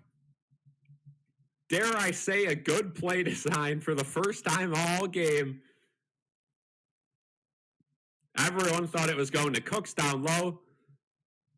Cook up top was able to get open on the mesh. A good tackle gets him down behind the line of scrimmage, but missed the tackle and no one else was there. 1st and 10, Bills still got a whole lot of space they got to get. They're going to run it with Cook up the middle. Again, a 3-yard gain. Seems to be his consistent, right? When teams know the run's coming, Cook's going to get you 3 up that B gap. 2nd and goal. Bills absolutely need a touchdown here. A field goal would make it a 1-possession game, but I don't think this defense is stopping them at all the rest of the game. So you're going to need touchdowns probably the rest of the way.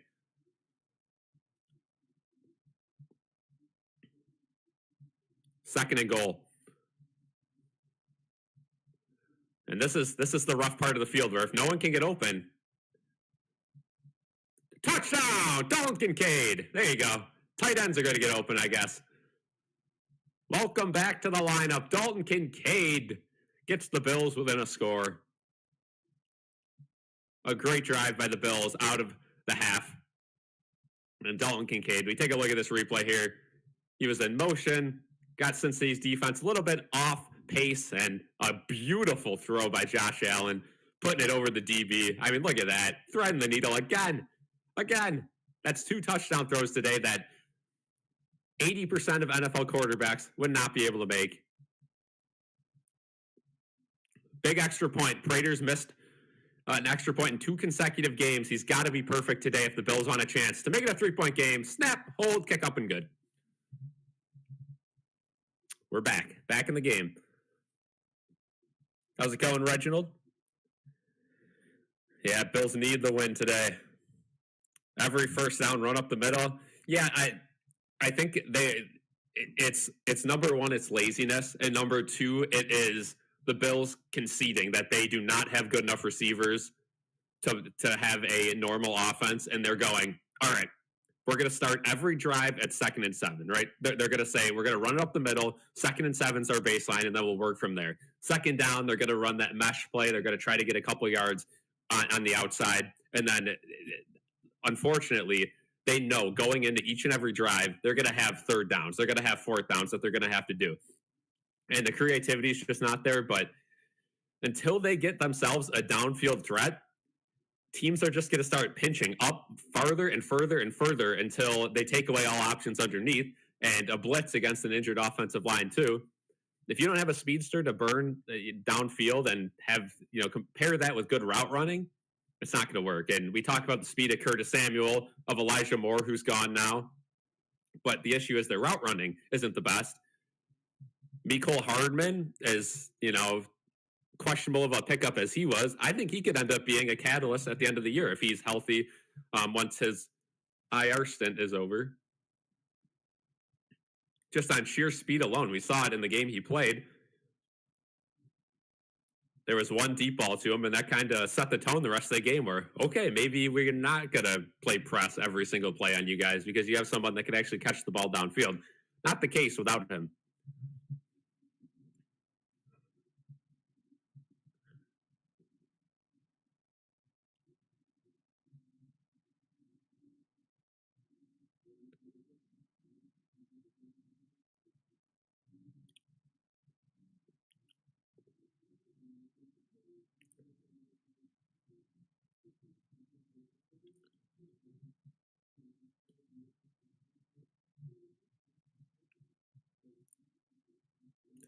Now the Bills defense. Can they get a stop?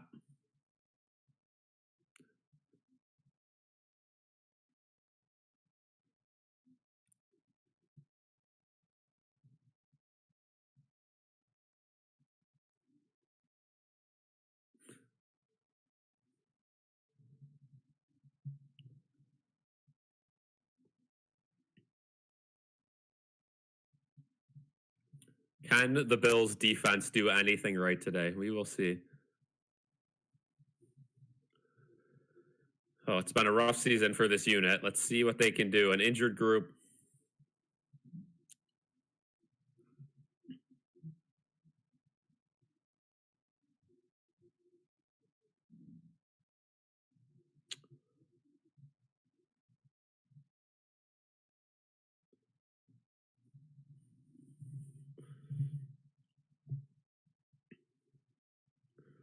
Prater to kick off.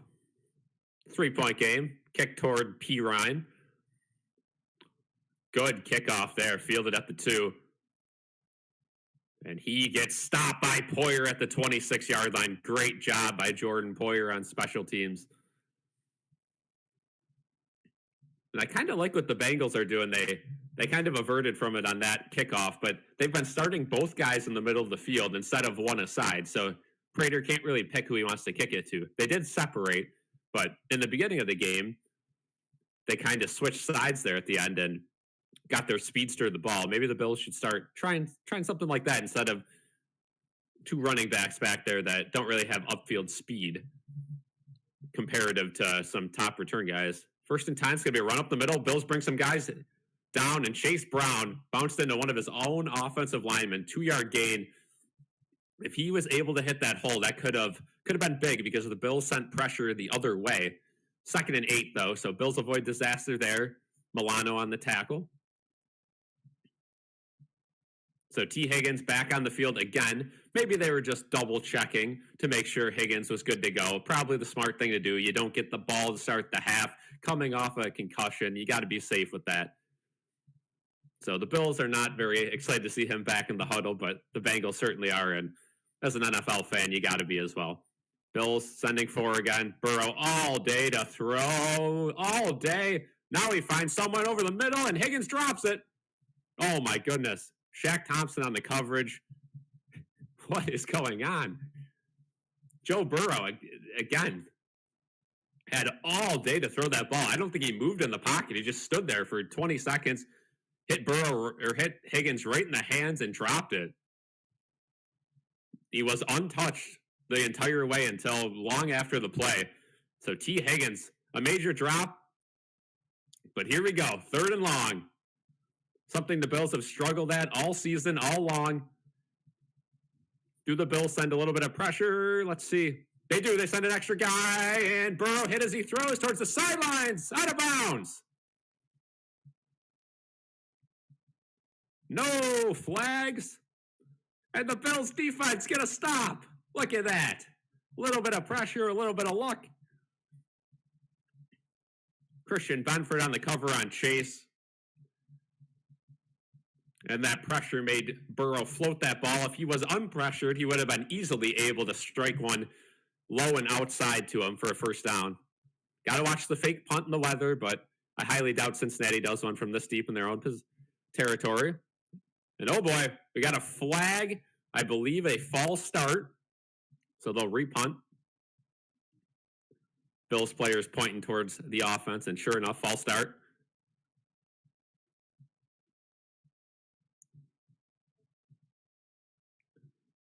How's it going, Truth? Do you believe in miracles? Could have it. And Victor, that's a good point about the fumbles in this weather. If you're the Bills, you got to make sure you're prioritizing ball control in a 3-point game. In a 3-score game, like I was going to say, then you might be able to take more risks, but got to make sure you hang on to the ball.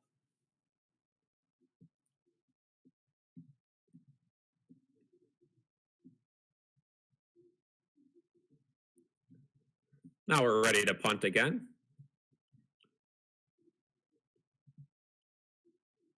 That one going to be a better punt than the first one was. Fielded up the 20, but he's got a little bit on the sideline, gets it up a couple more yards to the 29. So here comes Allen in the offense after the commercial break. Good start to the second half, about as good as you could ask for. Now the Bills got to keep that offensive pressure and go down, take the lead. Merry Christmas and New Year's to you as well, Elijah. I'll be live a couple more times before we get there, but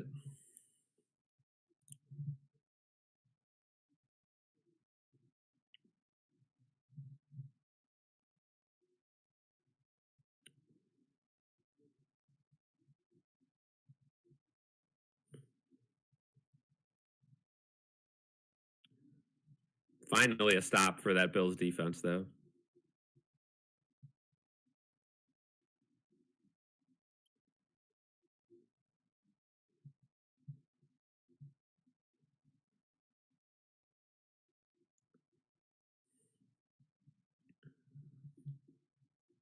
That's going to be the key to the game the rest of the way for the defense. You got to get a little bit of pressure on Burrow. You can't let him have all day because in the snow like that, even if you have, 10 guys, I mean, if you drop back like 9 guys in coverage, somebody's still going to get open if you give them all day just because of Higgins and Chase's ability to route run and make those short cuts.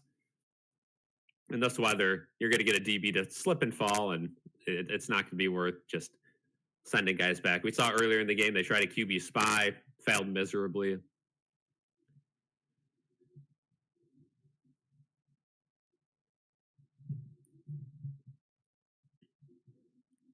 $32 touchdowns and 10 picks for Allen. For a down year, you got to say he's doing pretty good. I don't think anyone thought he was going to replicate the MVP numbers he put up last year.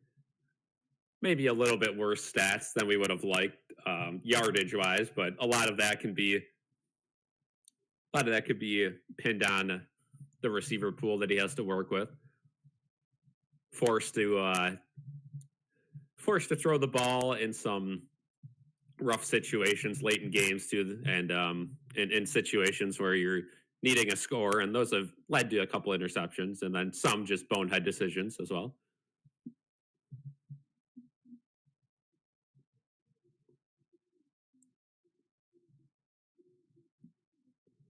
Ooh, Victor, yeah, those Thanksgiving leftovers are getting pretty old at this point, so hopefully we can win for you.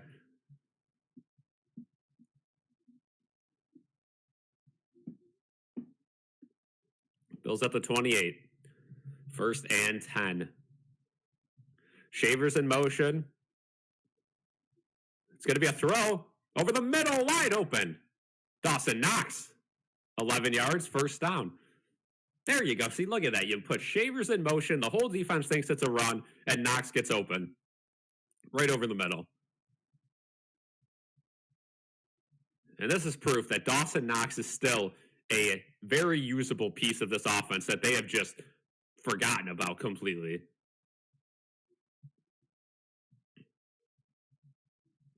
And Dawson Knox, his biggest critique is his hands. He drops some easy passes, but with the ball in his hands, he can make some magic happen. Cook's in motion.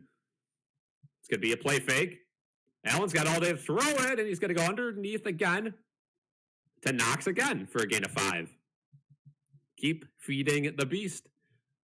And I think that puts Allen over 150 yards on the day.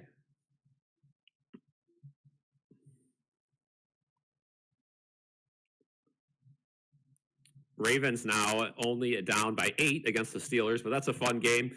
The good news, the Bills have the tiebreaker in the wildcard race against both of those teams. Bills defeating the Ravens in week 1 and the Steelers last week. 2nd and 5, Shavers in motion. Cincinnati really pinching that defense. They hand it off to Cook, and he barrels forward for a first down right at the stick. Going to be a first down. Good play call running it up top because Cincinnati was really pinching that defense down on the bottom side. Rushing yards, the Bills 101 yards last week, of course, setting records against Pittsburgh.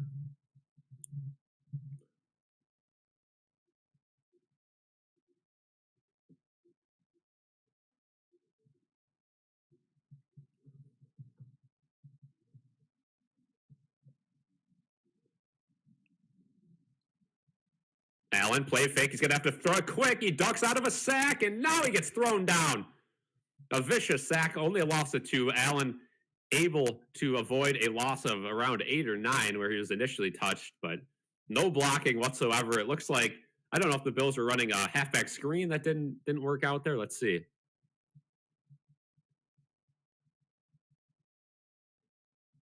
Yeah, he's trying to find Hawes underneath, but wasn't there. So Allen smartly just took it for a loss of 2. But now a big play. Bills need some yardage on 2nd and long. 2nd and 14. I don't know how that's a loss of 4, but Shavers in motion. Blitz from the Bengals underneath, and it is caught. Keon Coleman, 7 to 9 yard catch. 3rd and short coming up. Good to see Keon Coleman get that completion. Again, you have to remember the type of receiver Keon Coleman is right now. He has absolutely zero confidence. He's not a guy who's going to go compete for the ball. He's not a guy who has great route running. And you may be asking yourself, why is he on this team then? But there are some perks of Keon Coleman.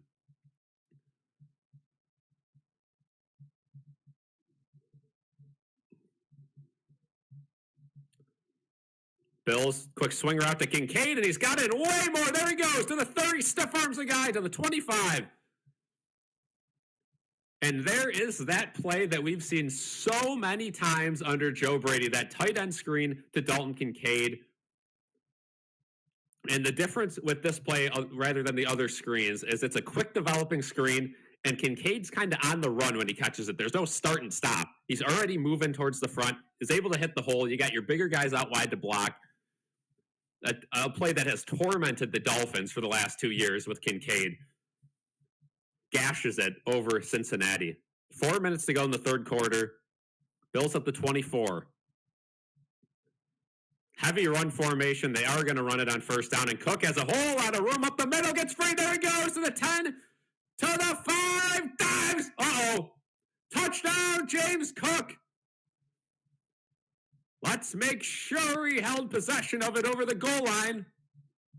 Oh, but it's holding on the offense, so it's coming back. And who else but Van Denmark? Oh my gosh. Let's see the hold. Oh, I don't know.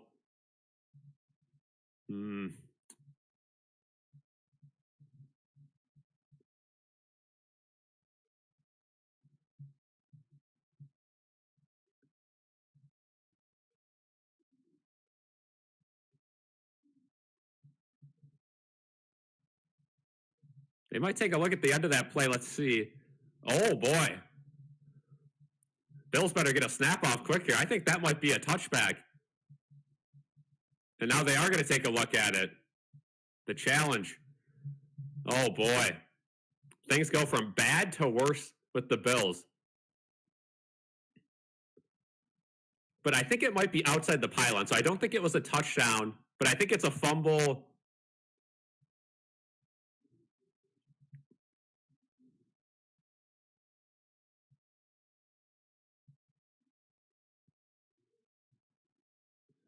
So they're going to look if it's a touchback or not. I think he was fumbled, and then it was out of bounds at around like the 1 yard line. So I don't think you could really, again, you need clear and concise evidence that that ball was fumbled out of the back of the end zone. Looks like it was fumbled out of bounds to me. So I think this one's going to stand. I think it's going to be a holding call and 1st and 16, which the Bills will actually be thankful for. But you never know. They might be able to say they found evidence. I just don't know how you'd overturn that. No camera view really shows that ball going on the inside of the pylon. It looks like it's definitely towards the sidelines. But again, trying to do a little bit too much maybe there. Like I said, you couldn't do down 3 points. You got to hold on to the ball. You can't extend it like that in the snow.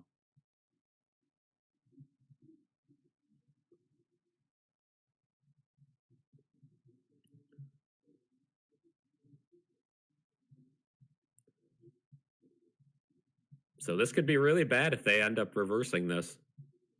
But keep in mind, if Cincinnati loses this challenge, they lose a timeout.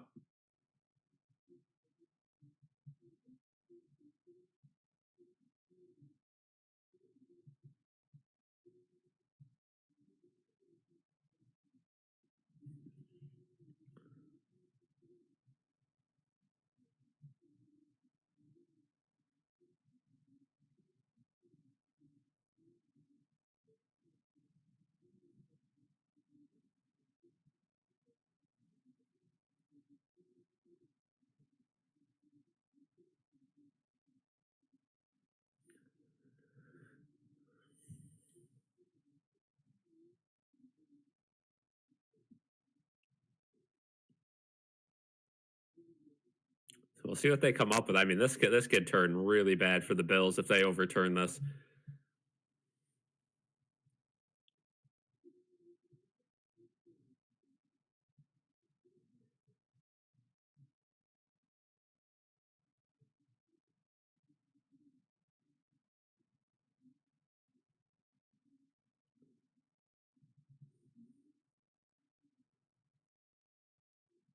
Okay, so they say fumble out of bounds. It'll be a holding call, 1st and 16.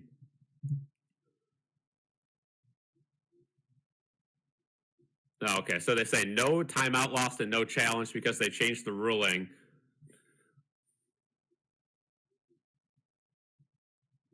But definitely a fumble out of bounds, right? Like, so James Cook actually lucky on that play they didn't fumble it into the end zone, but nevertheless, a Ryan Vandemark holding call brings it back anyway.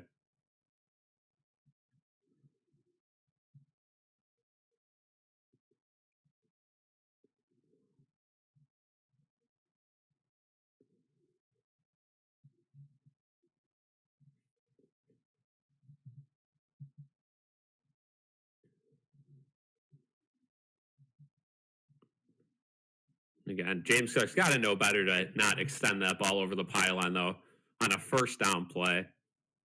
But lucky. Bills back at the 30, 1st and 16. Field goals are going to be very tough if field goal would tie the game, but Bills don't want to have to rely on that.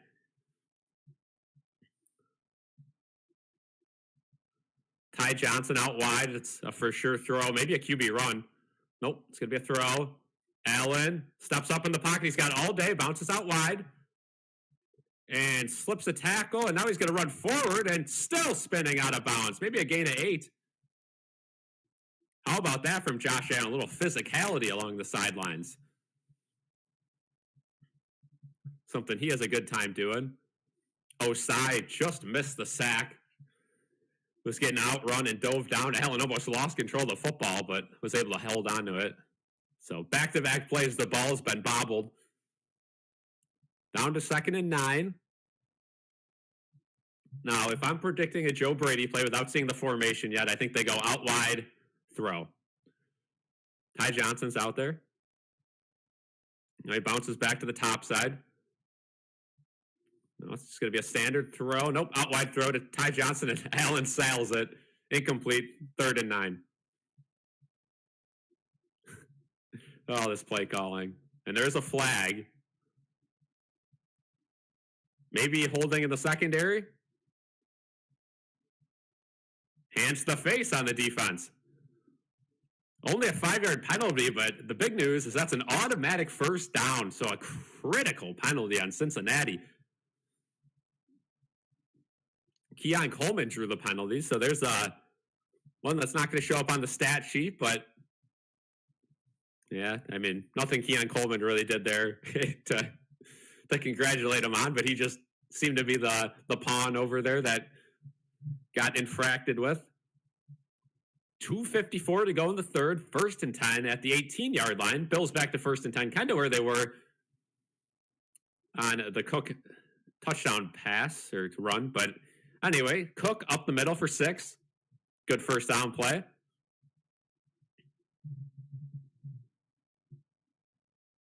And if you guys are in here, be sure you left a like on the stream. It helps us out. It's been a tough year for streaming. Obviously, the Bills underachieving, and a lot of people are just kind of sitting around waiting for a hopeful playoffs. Sabres, seems like everyone that had hope is kind of already checked out. So tough year for Buffalo sports to really make content on, but I appreciate you guys liking and viewing the shorts all season long. It's been fun to make those, and the interaction with those is great. Cook up the middle, and that time he gets around 3 yards. It's going to be a 3rd and a long 1. And this is where, if the weather was good, you probably think tush push, but with Allen's history of fumbling the ball under center on these plays, you might not want to do that. But 3rd and 1, it does give you the opportunity to kind of try something funky, and then on 4th down, just try the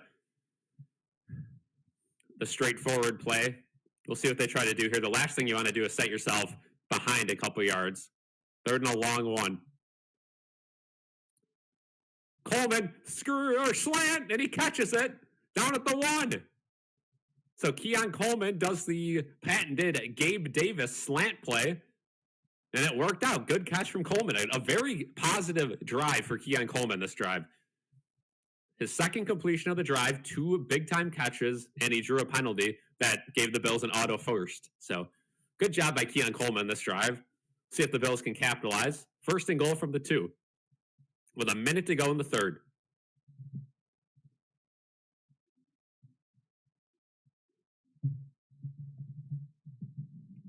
We will see what happens here.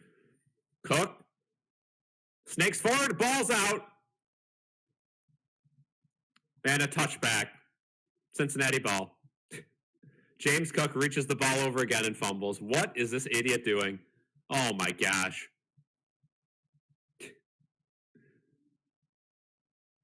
You can't teach stupid. They I guess didn't reach it over, just fumbled it.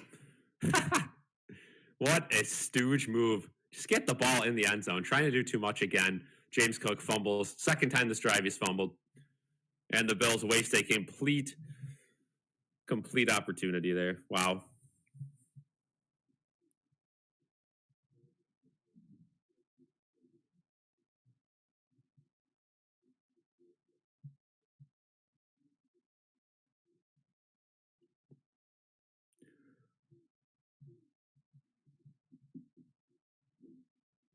So again, James Cook, and everyone wants to praise the guy, and I get it. He's got good stats this year, but what are we saying? You got to be able to hold on to the ball in this weather.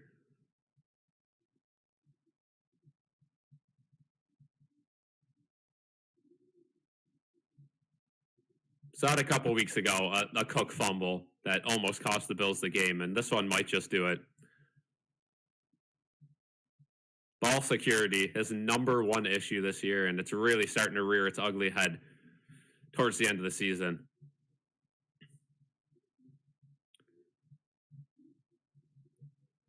And the main reason it's happening is because the Bills throw the ball not at all, really. They have to run the ball pretty much every play because they have no receivers. And eventually, if you give Cook the ball 150 times a game, he's going to fumble. That's just the way it works. Oh, my goodness, though. I mean, you just can't. Again, you have to hold on to the ball. If the touchdown's not there in this weather, you cannot barrel forward. You got to just go down. If the hole is not there at the goal line, you have to go down. They teach that at middle school, and these NFL guys, week after week, don't learn. On 1st down, again, another fumble on 1st down. Trying to do too much.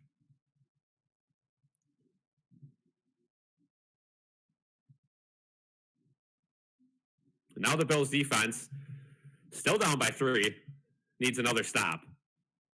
And the worst thing about that is it's a touchback. It's not even down inside the 5. I mean, what are we doing? 4 fumbles in the last 2 games for James Cook.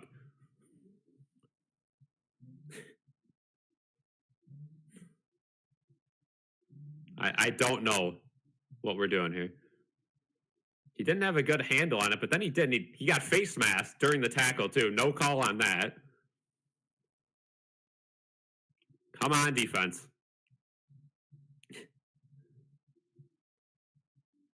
going to be a fake, and Burrow pressured, ducks away from one. The outside, incomplete. Another misthrow by Burrow out wide to Chase. 2nd and 10.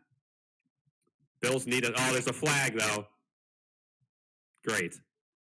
Holding on the defense, of course. On Taron Johnson, of course. Auto first. Good job, buddy. Taron Johnson continues to be terrible.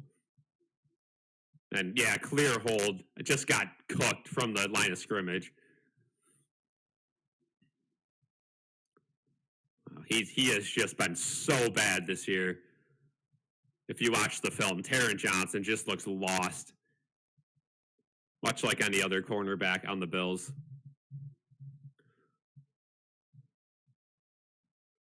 First and 10. They're going to run it up the middle, and a big-time gain, 9-yard gain. And that could take us to the end of the 3rd if they want. 2nd and 1. The Bills beating themselves today.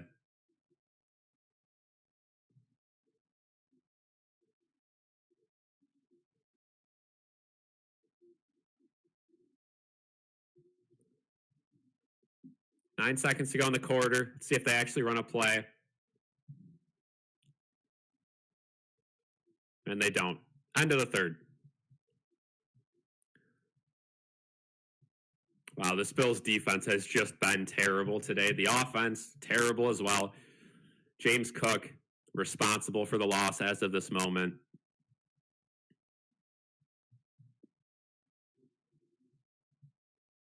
You get paid that kind of money, you cannot be fumbling the ball in those scenarios. And twice in the last minute, he fumbled. It just can't happen. He's been great all season, but these big-time moments, you absolutely cannot do it.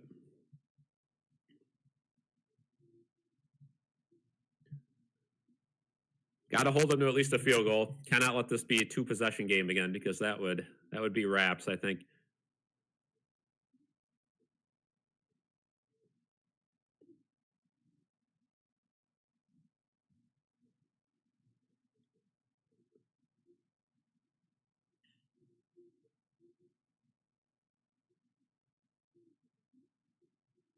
So we'll see what happens the rest of the way, but right now, this is one of the ugliest Bills games I can remember. And just the way they lose these games, right? That Texans game, they had a chance at the end. They should have won that game. They weren't able to because of some really bad play calling. But it's just the way this team loses games each and every week. I mean, at the goal line, about to take the lead, and you turn the ball over. Can't happen.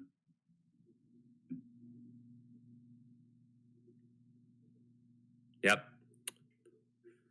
Whole game, one play changed.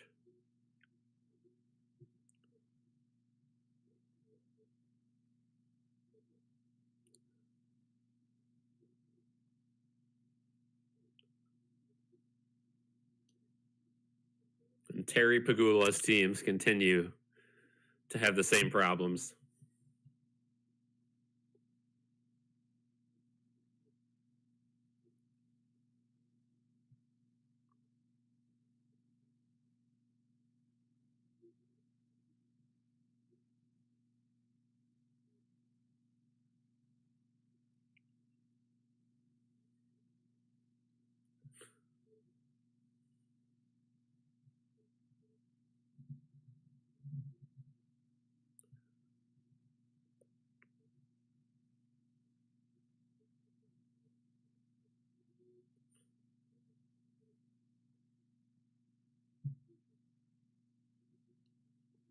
2nd and 1.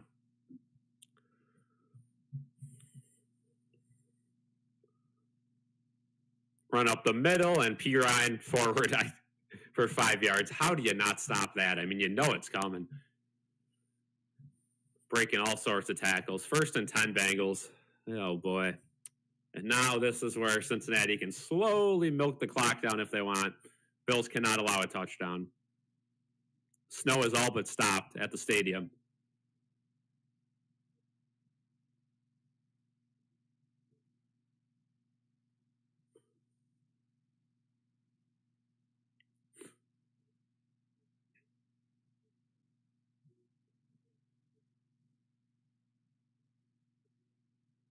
Burrow, a little flip pass to Chase.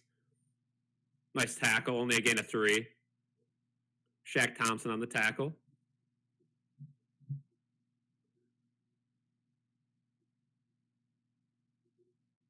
Yeah, Victor, I agree. I mean, I think Pagula's mad in a sense, but at the same time, if you were in his shoes, would you really care? I mean, you're making money every year. Do fans' problems really concern him whatsoever? Probably not.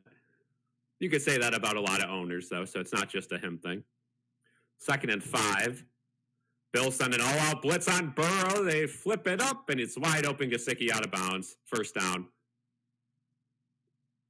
Well, the Bills tried to get an all-out blitz going, and it didn't work. Harrison was just on damage control, making sure Gesicki didn't get past him. And that's a play I can understand, playing some soft coverage, right? You're sending everyone, make sure nothing huge happens.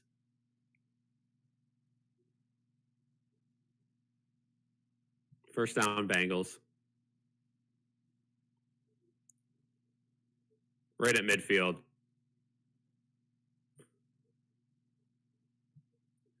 Bills send a safety blitz down, and it gets home. Cole Bishop on the tackle. Oh, boy, and Epinesa pushing and shoving after the play. Or not, yeah, Epinesa and Benford. But Cole Bishop on the tackle on the safety blitz, able to pick up the run. Good job by Bishop. 2nd and 10. Here we go. This is the downs. You got to stop him.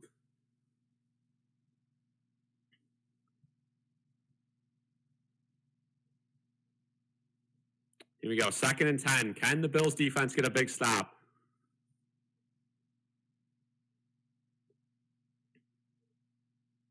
Five seconds on the play clock. And they got to waste a timeout. Wow. Okay, Cincinnati wastes one of their 3 timeouts, so 12 minutes to go in the 4th.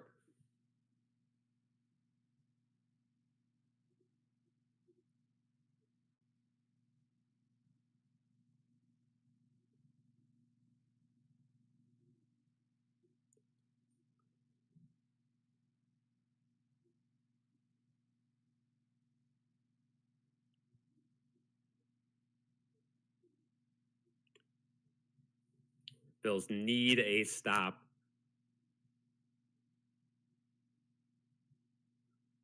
I've only gotten, I think, 1 all day. Or 2.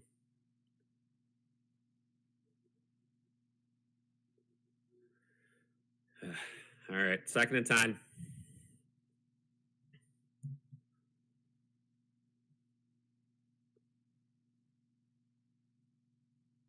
Bills don't send any extra pressure. Underneath, wide open.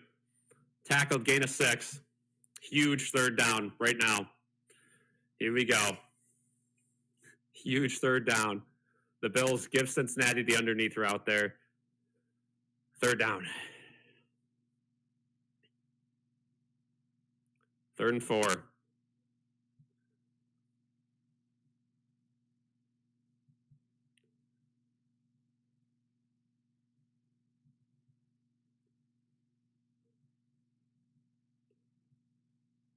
Bengals motioning some guys around. 5 on the play clock. They get it off. Oh, and now there's a whistle. And McDermott calls timeout.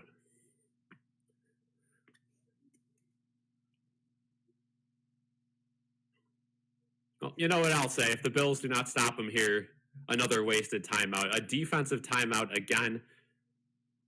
And that's just the issue with having a defensive-minded head coach, right? Anytime something's a little bit off on defense, he's going to waste a timeout.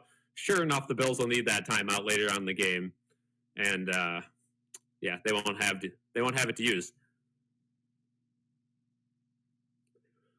And now what Cincinnati can do is they can completely change the play call and make that timeout irrelevant. So I don't know. Defensive timeouts, McDermott, I would love the stats on those. I would guess 60% of his timeouts are used on defense, and I would say he is by far the highest defensive timeout user of current NFL coaches.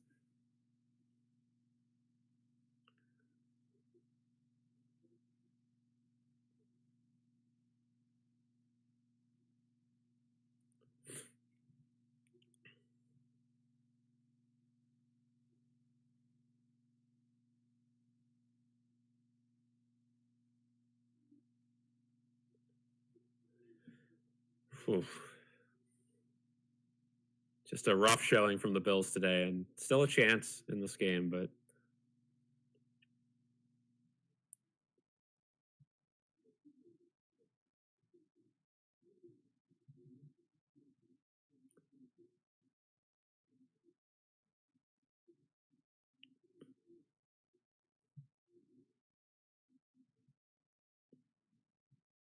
again, another Bills game where even if they come back and win, this team is just not fun to watch whatsoever. It is such a drop off from a couple of years ago, this Bills team, what they've done, coaching, system, managing.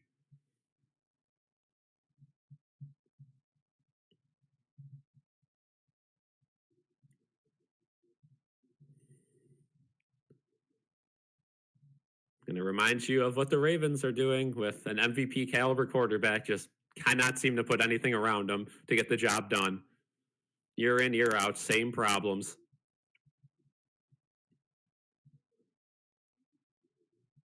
Third and 4.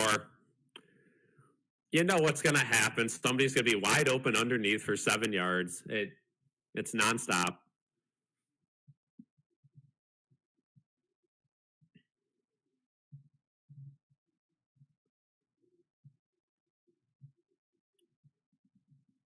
No reason to even really watch this play. You know what's going to happen. They're going to drop off. Burrow's going to evade a tackle, and somebody's going to be wide open. You know it's coming. Third and 4. Snap. Bills bring no pressure, and sure enough, wide open. Chase on the outside, first down. Cam Lewis one-on-one. That's what we wasted a timeout for. Cam Lewis one-on-one with Jamar Chase. That's what we wasted a timeout on. I mean, are you serious?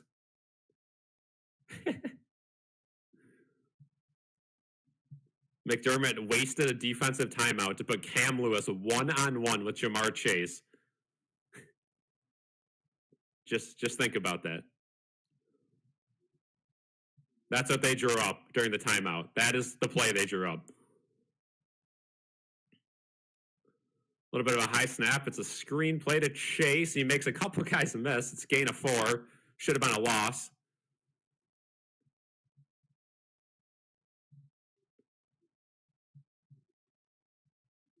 Wow, Steelers up big on the Ravens now. 2 scores. Interesting there.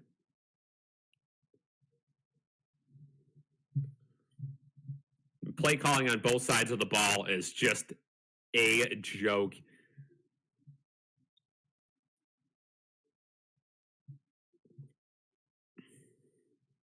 Second and 6.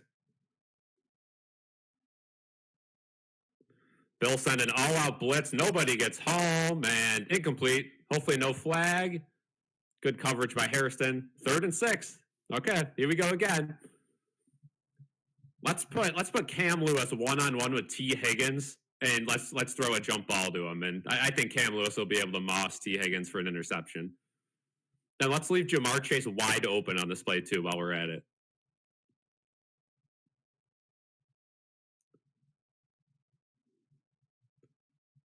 Let's run field goal block on this play. Let's hit that button and see what happens.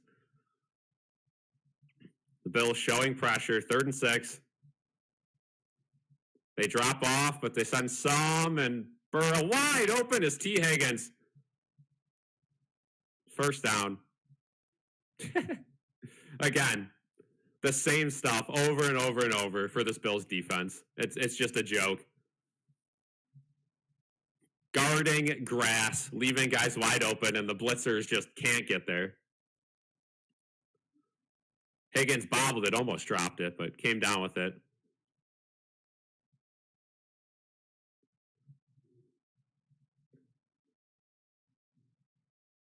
First and 10 from the 16.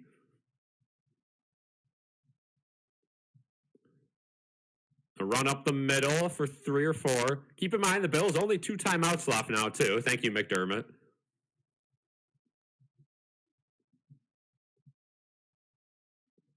Higgins now back in the medical tent, or at least off to the sideline. They're going to check out his head again. 2nd and 7. This secondary has just been pathetic today. Nobody can make a play. 2nd and 7. Here we go.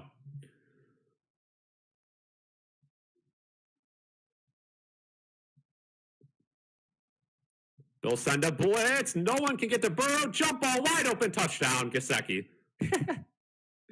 Great coverage. Mike Gesicki's first touchdown of the year. What do you know? Taron Johnson on the coverage. You might as well put a rock out there. It might be able to follow a guy better than Taron Johnson today. And TJ Sanders, clear lane at Burrow, just not even close to him. Another Brandon Bean gem in the draft who's done nothing this year.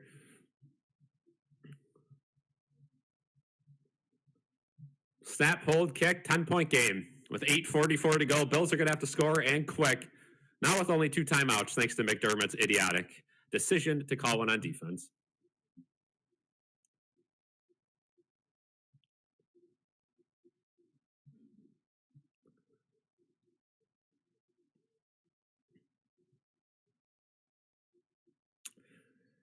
Well, everyone get ready to put on your Taylor Swift music tonight and your Chiefs jerseys because we're going to need them to beat the Texans to stay in a playoff spot.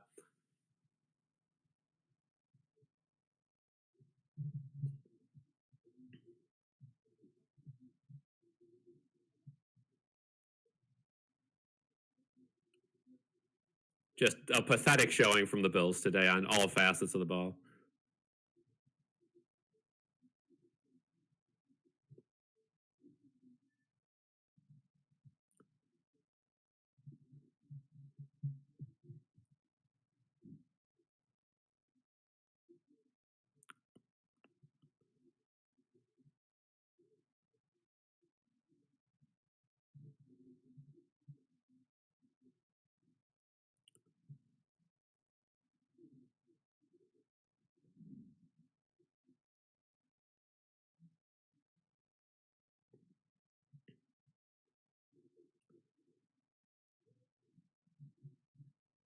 Again, Texans, again, the Colts are going to lose 2, so that will drop them to 8-5 as well. The Bills would still have a 76% chance to make the playoffs with a loss today. Not the end of the world, but makes things a little more tricky. A win would have put them at 95%, but they're 10 points away from tying the game here. Yeah, and I mean, we've made Joe Burrow's life very easy today. We'll all out blitz him and not touch him and give him all day, or we'll just not blitz him at all, give him all day, and his elite receivers get open. Whereas Allen stands back there and he's got literal college level players trying to get open for him.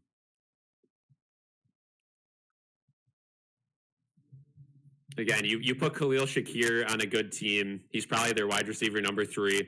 You put Keon Coleman on a good team, he's getting benched every game.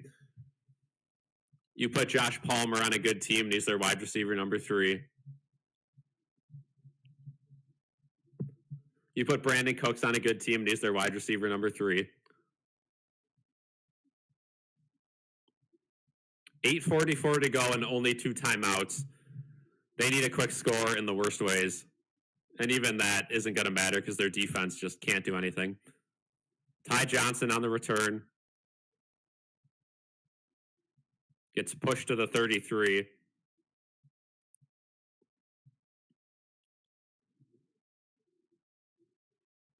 Again, the Bills just make it so easy on Cincinnati every time they play them. It's the same story every single game. The Bills just guard grass and let the players in the white jerseys get open.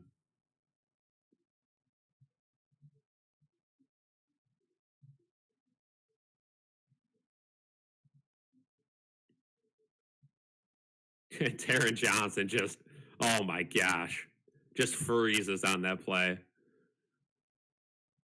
And now the Bills are going to have to throw the ball downfield, and that's probably not going to work, even against a bad Cincinnati defense. Allen, deep ball. Oh, back shoulder catch. Shavers, was he in? They say he was. Bills got to hurry up here, though. You got to get points within the next 2 minutes. You can't give Cincinnati all the time because they're gonna convert multiple series of downs. Near midfield already. They fake it. They're going to try that tight end screen to Kincaid again, and there he goes for 15 yards. Good stuff there. Keep it going. You got to keep going. Again, they can easily push the pace, but they don't because McDermott just wants the clock to run. He wants the balance of a run and pass. You don't have to do that against Cincinnati. There's no reason the Bills shouldn't have 35 points in this game, but McDermott makes sure that all facets of the ball have to play good to win. Allen downfield, and it is almost picked off. No flag there, but that'll stop the clock. Kincaid was looking for a flag.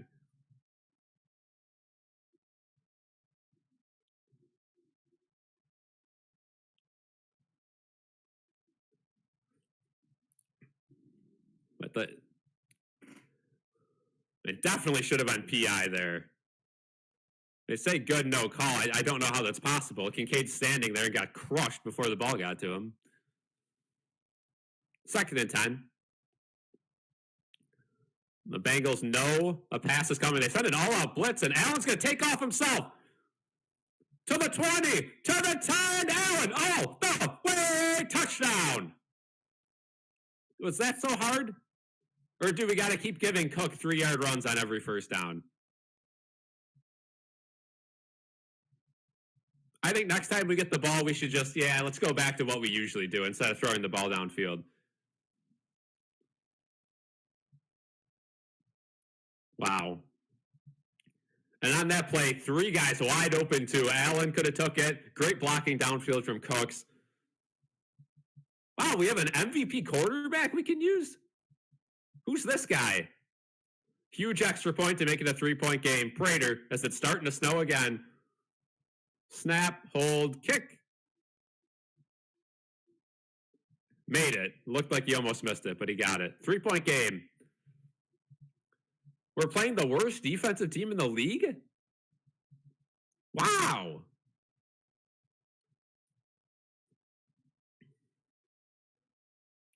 We saw it week 1, and it's the story of the Bills. Until they absolutely need to score points, they are going to continue to run McDermott's pansy offense where he hands the ball off for 2 yards and wants to own the time of possession. And that's why he pushed Brian Daboll out of town. That's why Sean McDermott has never been able to run a successful offense. And he continues to put these yes men at the coordinator spot. We have to run the ball. We can't throw the ball downfield. We have to own the time of possession. It makes absolutely zero sense when you have an MVP caliber quarterback on your team. Again, I'll keep comparing them to the Chiefs because that's the team that keeps eliminating them. Do you see Andy Reid calling 3-yard runs to Kareem Hunt every single play? No. Look what Patrick Mahomes has. It's not much better than Allen. Right? Like, you got Taquan Thornton, Juju Smith-Schuster. These are not names that should lead the league in, receiving yards or anything like that. But guess what? Noah Gray's wide open for 30 yards almost every snap because the Chiefs are able to use their receivers. They're able to utilize their MVP quarterback, something the Bills fail to do year in and year out. And that is why they do not have a Super Bowl under Sean McDermott.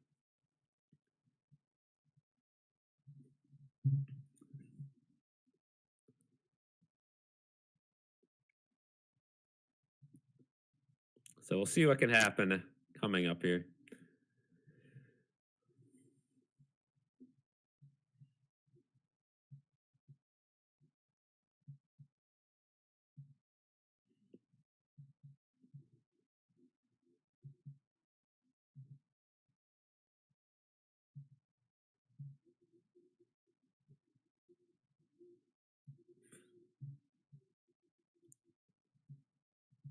Defense just has to hold them to a field goal. Still, I mean, they scored with enough time on the clock now where they can afford a little bit of a longer drive. There's no reason the Bills can't go down and have a game-winning drive. You just can't afford to give Cincinnati a touchdown.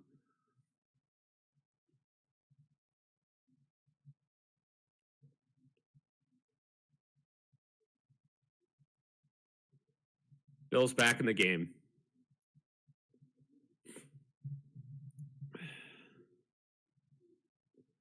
(28-25). Prater kicks it off. Not a very good kick. Fielded at the 10. Gilliam, nice tackle. Down at the 34. 7:27 to go. 2 timeouts for the Bills, so even if Cincinnati gets a quick touchdown, it's not over, but you'd really like to hold them.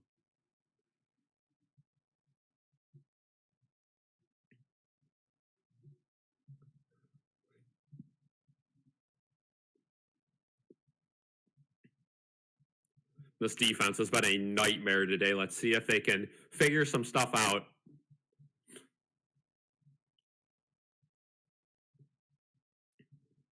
First and 10. Fakes the handoff. It's out wide play. He's wide open again. 10-yard gain and more. 15-yard gain from Noah Fant.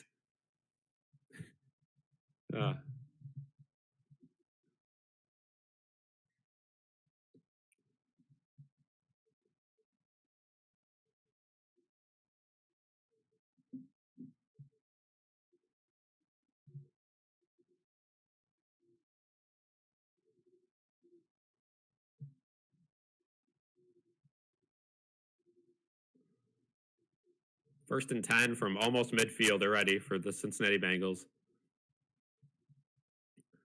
Going to be a handoff, and Chase spins forward. Poyer on the tackle, gain of 2. And Cincinnati knows they can do this, right? Run the ball twice, and then on 3rd and short, just find an open guy. Burrow broke his helmet, has to get a new one, which he does.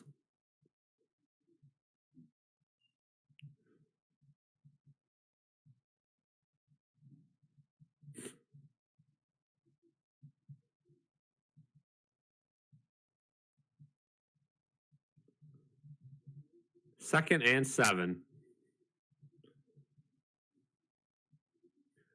They'll send a delayed blitz, and no, Chase makes a nice play, and Poyer can't make a tackle. First down and more. But there's a flag.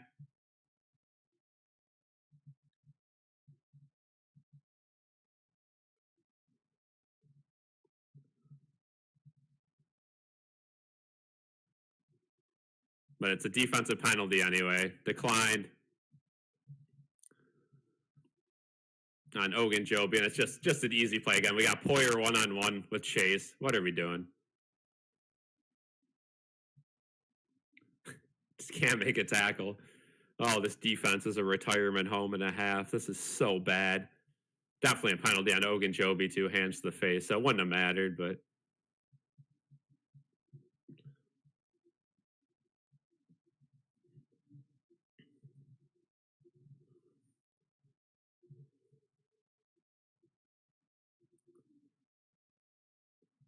Burrow, quick out wide, picked off! And there he goes! Christian Bedford!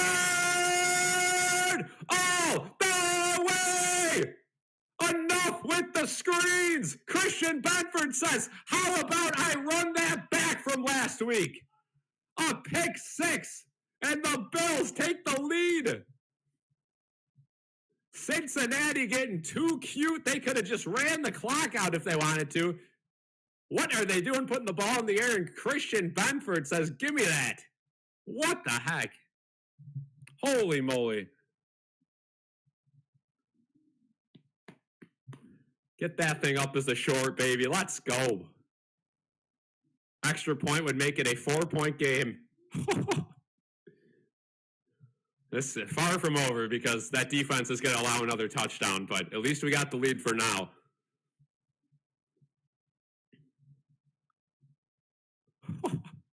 It's Christian Benford month in Buffalo.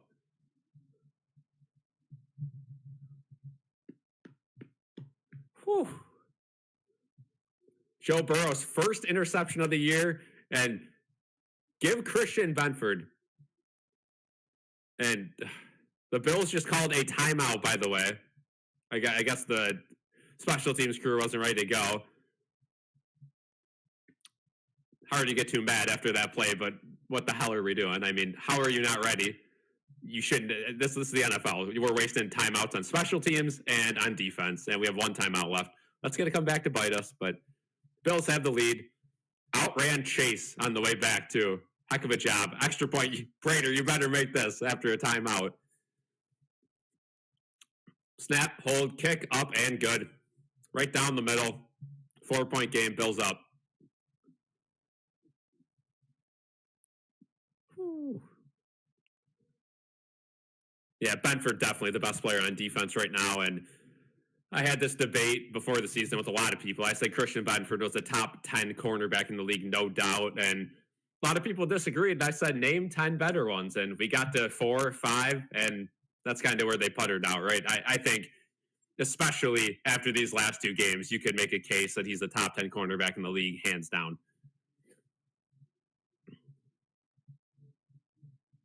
And as much as we criticize Bean's draft picks recently, Christian Benford looking like one of the few that has really panned out. And Christian Benford, again, was not a huge factor in college, but I remember doing mock drafts. I remember what the draft people were saying, and he was almost certainly a big draft candidate and would routinely find himself getting reached on in mock drafts. And sure enough, the Bills were able to get him.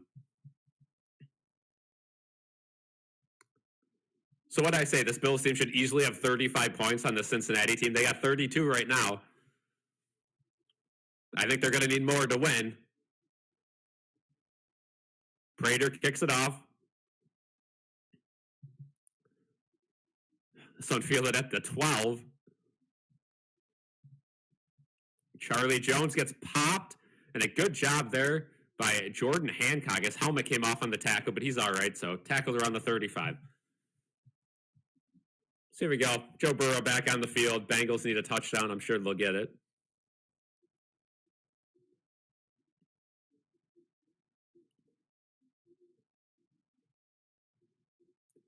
All right.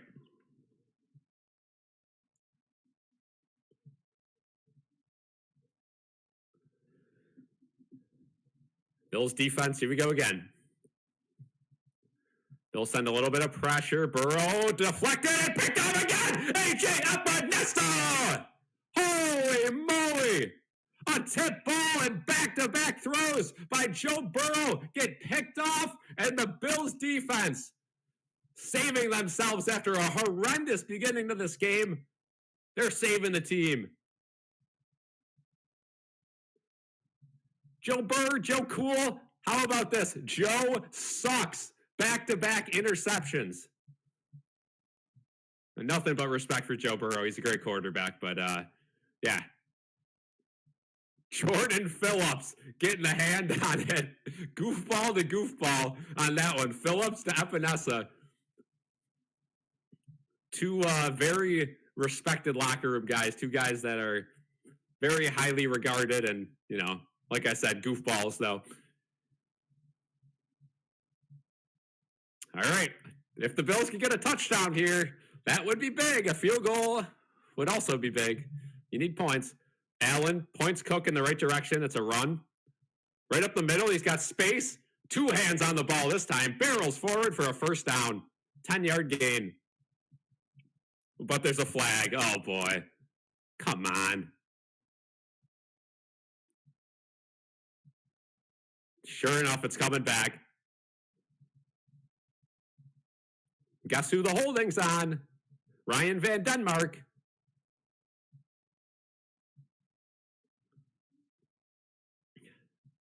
I mean, this Van Denmark guy, I don't know. Having a rough day for sure. Again, he's not a starter. We get it, right? But there's a reason he's a backup.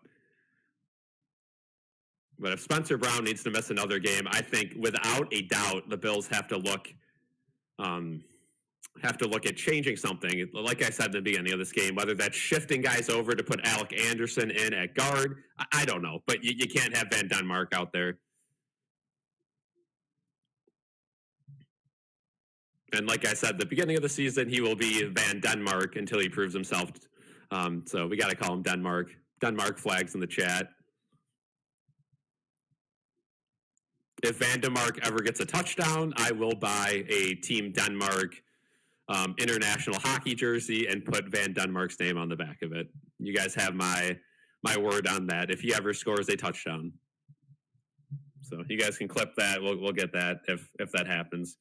I don't think it's going to happen, but you never know. Sawyer, how's it going?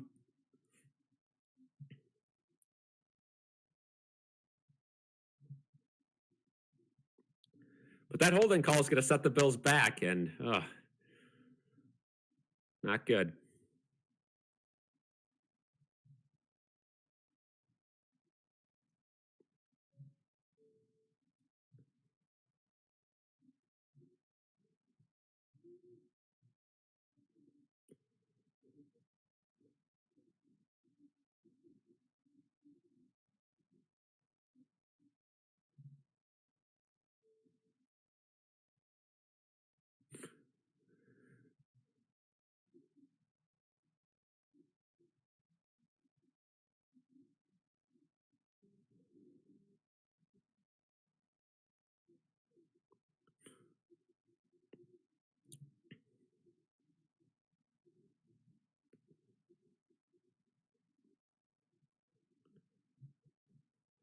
There you go, Victor.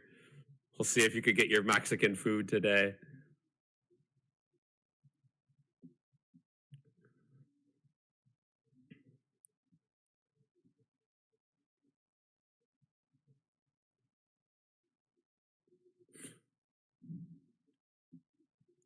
All right. Bills set back now, 1st and 20. Here comes Mesh.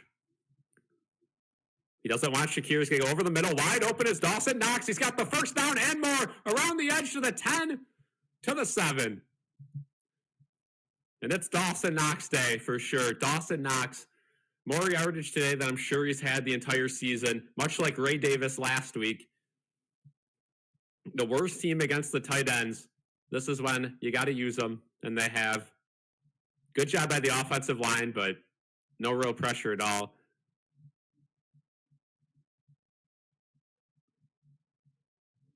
And now this is where Sean McDermott, I'm sure, is yiping up to the offense.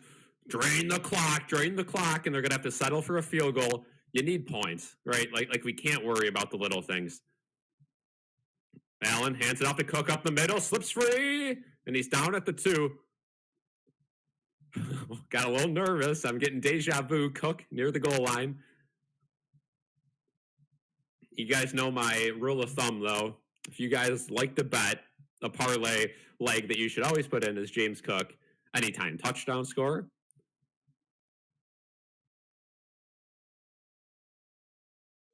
So now the Bills are going to take the entire play clock on 2nd and goal, but this is where I think they're going to not be too creative. They're going to get stuffed. They're going to want to drain the clock, and if they take their field goal, I don't know. You need a touchdown. It's going to be a handoff to Cook again, bounced it inside, and sure enough, he's down to gain of 1. To be 2 yards away on 3rd and goal. And I think Cincinnati called a timeout here. And they have. So here we go again. Bills getting too cute, not trying to get the touchdown, going for the clock method. And a field goal puts you up 7, but I can guarantee you Cincinnati, if they score a touchdown at the end of this game, will go for 2 and most likely get it for the win. You need a touchdown here.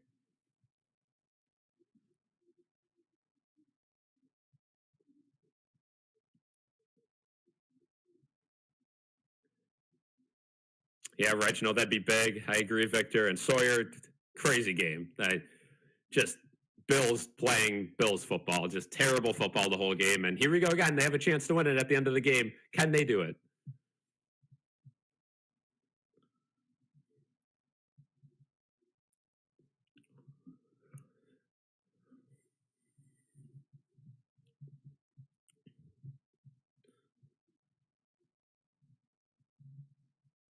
Elijah, in the chat right now, let me know who you think will score the next Bills touchdown. This one's on you.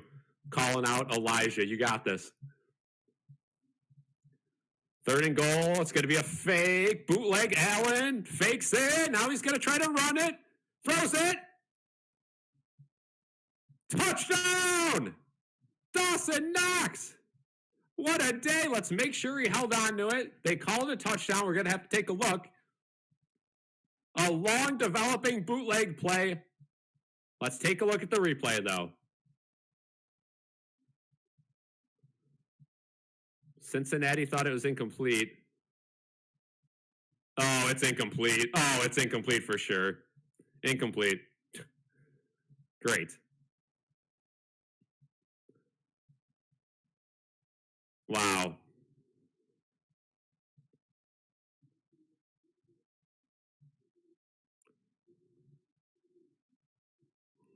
Yep, and they called incomplete.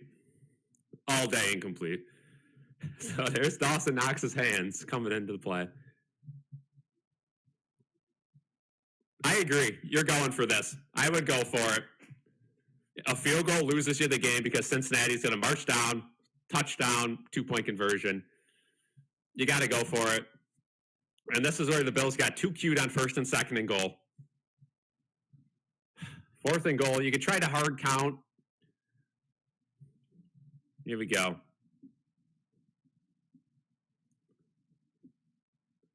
Can the Bills get a touchdown here? Oh, boy.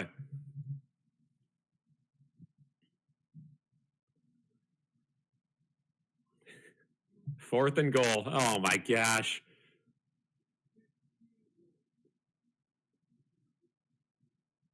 Gonna try to throw it. Nobody's open. Allen pump fake. Now he throws it. Caught. Touchdown. Hawes. How about the other tight end? Oh, boy. Is there a flag? No flag. They're just breaking up a scrum. That's a touchdown. Jackson Hawes. Bills up 10. Wow. Jackson Hawes on a block and release. The receivers on this team just cannot get open. It is embarrassing how bad they are. But on the block and release, that took a good job by the offensive line. Shout out Ryan Vandemark holding strong there. I don't know exactly what he did there, but I got to shout him out. He held strong. And the extra point is up and good. It's an 11-point game, 2-score game. Wow.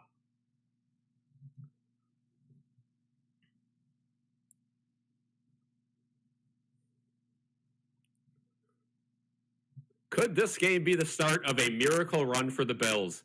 Could this get that defense some confidence? Could this completely change the dynamic of the offense? Or do we play New England next week and get absolutely shelled and we're back to ground zero? I don't know, but a massive comeback for the Bills. Now they got to hang on.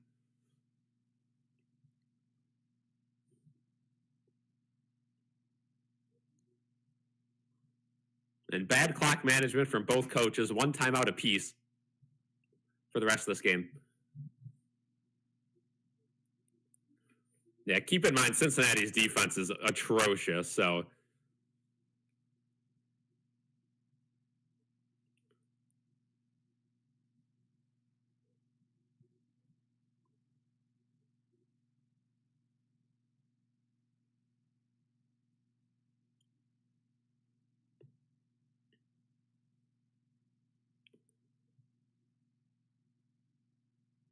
They got a heck of a job by Josh Allen, staying poised in the pocket, not making a dumb play, pump faking, and finding the open guy. Caught at the 5. Jones. And great tackle Dorian Williams. Could have been a big return if Dorian Williams didn't get a piece of him. 2:57 to go. Joe Burrow. He's got to make some plays here. What's he going to do? The golden goose. What's he going to do? He's so good. He's going to lead the Bengals to the division title now that he's back.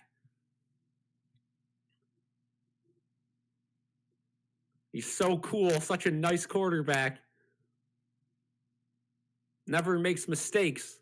Always calm under pressure. Finds himself down 11.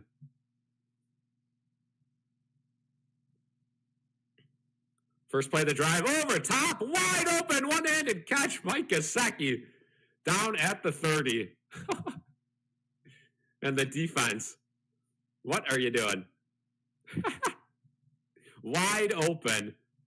And what a catch by Gesicki in the snow, one-handed catch. Who else but Cam Lewis on the coverage? Burrow taking a shot out wide, back to Gesicki, and he's just going to try to get out of bounds, and he does. That'll stop the clock. Oh, somebody got caught on the hot mic saying some stuff. 2:25 with the clock stop, 2nd and 6. And onside kicks in the snow. It's going to be tough. So you really want to hold the Bengals to score or to score after the 2-minute warning. Then you're pretty much set if an onside kick is recovered.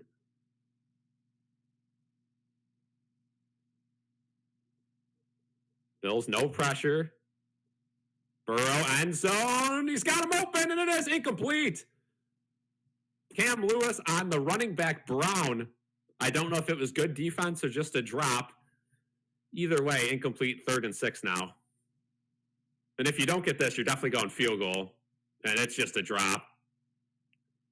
Decent coverage, but a wide receiver catches that all day. A running back, you still got to catch it, but a little tougher.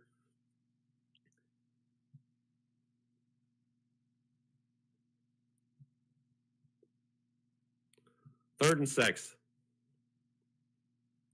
McDermott nearing the ref. Does he call timeout here? No, he's not going to. Cam Lewis on a blitz. It's going end zone to Higgins, wide open, one-handed touchdown on Tre'Davious White. I mean, what is this defense they're playing? They're just soloing each receiver up with, and they're going to go for 2. And they score before the 2-minute warning, so this game's not over yet. Why are we leaving receivers one-on-one downfield? That's every play this drive, they've done that. They're going for 2, and this is massive. To make it a 3-point game, this defense just, oh my goodness. What is this defensive play calling? In a time when you're supposed to actually leave the underneath routes open, they don't. Burrow has all day. He's going to step up. He fumbles the ball. Recovered by the Bills. It'll still be a 5-point game. That's big.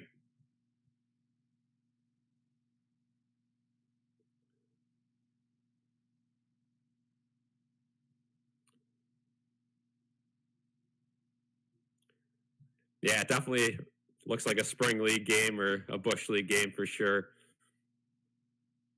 Elijah thinks Hershey should get an NFL expansion team. Not a big enough area for that, but could definitely call them like the Chocolatiers or something.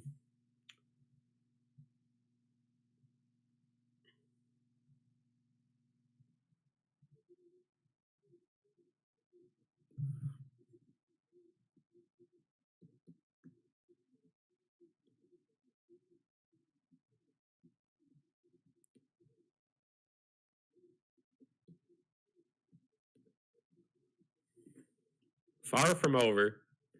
And now the Cincinnati Bengals don't even have to onside kick it if they don't want to. They have a timeout and the 2-minute warning in their hands. Far from over. This defense completely lets us down again. And I was about to let them off the hook, but they're just going to kick it off regularly, not onside kick it. Oh my. Here we go.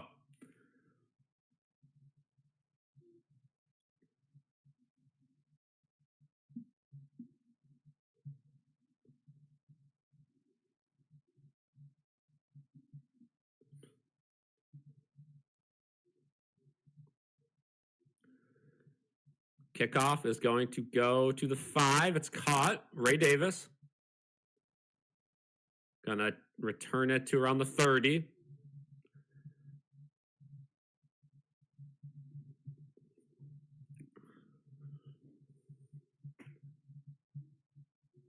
So now one play will get you to the 2-minute warning. Another play will be a timeout. And then a third down conversion would theoretically win you this game. But if they can't get that, they're going to have to give Cincinnati the ball back with a good amount of time left. Ugh, far from over. And they ended up being 7 seconds away from not letting them score before the 2-minute warning. And they didn't have to. They finally get to a point where they don't have to play risky defense, and then they start playing. And it's a run up the middle with Cook, and there it is. 4-yard gain, not the worst. 2-minute warning. All right. The second and a shorter 7, I'd say near 6. Whew. This has been a nerve-wracking game, to say the least.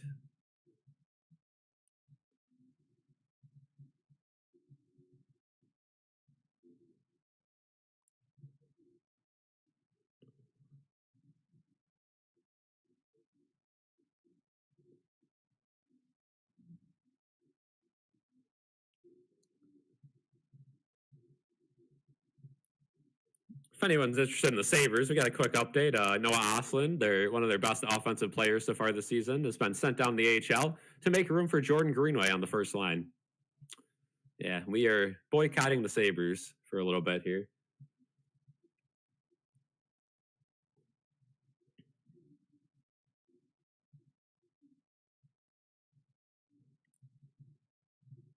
Wow, and Notre Dame has withdrawn from a bowl game. Good decision there.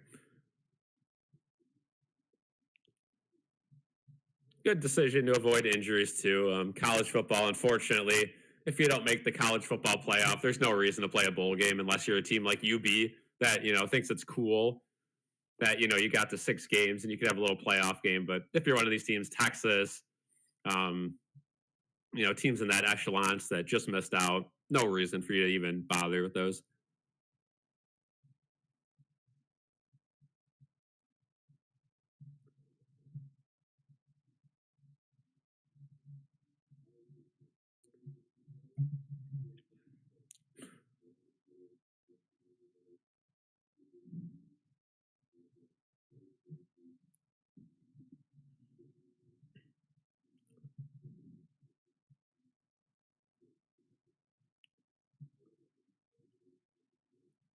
Yeah, Adams, and I hate to say it, but Lindy Ruff has been just terrible this year too for that team. I mean, the lines he comes up with, he moves Tage out of center. I don't understand that move. He continues to want to play gritty, 1990s style hockey. It doesn't work.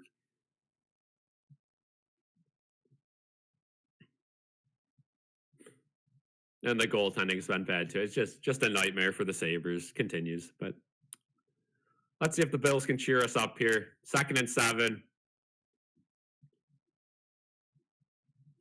And if I would almost call this 4-down territory. If you punt the ball back, you lost, in my opinion. You're not stopping them. They're gonna throw it. Oh my gosh, Allen has no one open, and he gets sacked. What are you doing?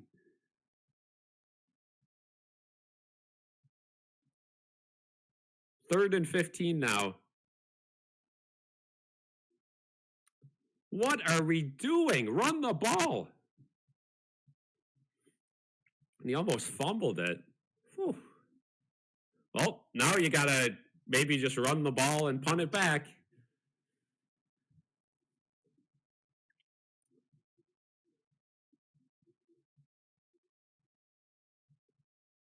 That's a 3rd down play. Maybe you don't play action or an option. There's no reason you don't run the ball with James Cook. Again, this team just they do what we don't want them to do all game. And then in the times of the game where they should run the ball, they should play super soft and give the underneath stuff open. They don't. All of a sudden, they start playing one safety high blitz and start trying to throw the ball on every play. I mean, this is This is the worst play calling I've seen in a game on both sides. I don't know.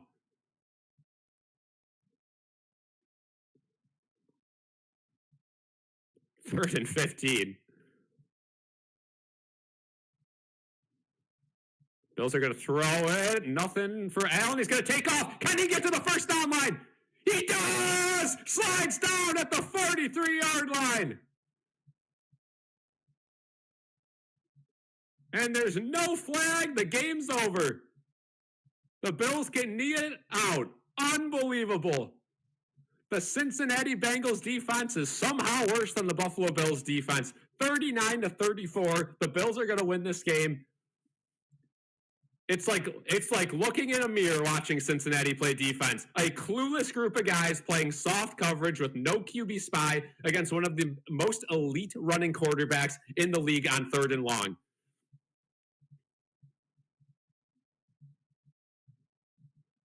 And the Bills knee it. They'll have to knee it one more time.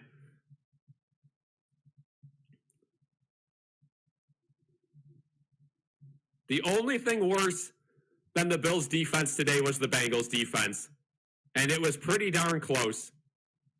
We got Bears-Packers on next. Now we can watch that game in peace. Texans-Chiefs tonight. Who cares who wins that game, right? You can root against the Chiefs now if you want to. It don't matter. The Bills will be in a playoff spot come next week. Last knee, the Bills win at 39-34. Unbelievable. If you're a Bengals fan, you got to be fuming. And if you're a Bills fan, you should be anything but happy. That was a mess of a game. Whole lot of things to fix. Got to get some guys healthy, but the biggest thing is no one really got injured this game, so that's a positive. And is that Cody Ford? I think Cody Ford shaking hands with Allen. Again, Bills offensive lineman from the past. Some say cost them the wildcard game against the Texans. I wouldn't go that far to say that. And in the wise words to Steve Gelbs, that'll do it. Thank you guys for joining this stream. I'm going to go live on Instagram right now as we end this YouTube stream. Thank you guys for joining.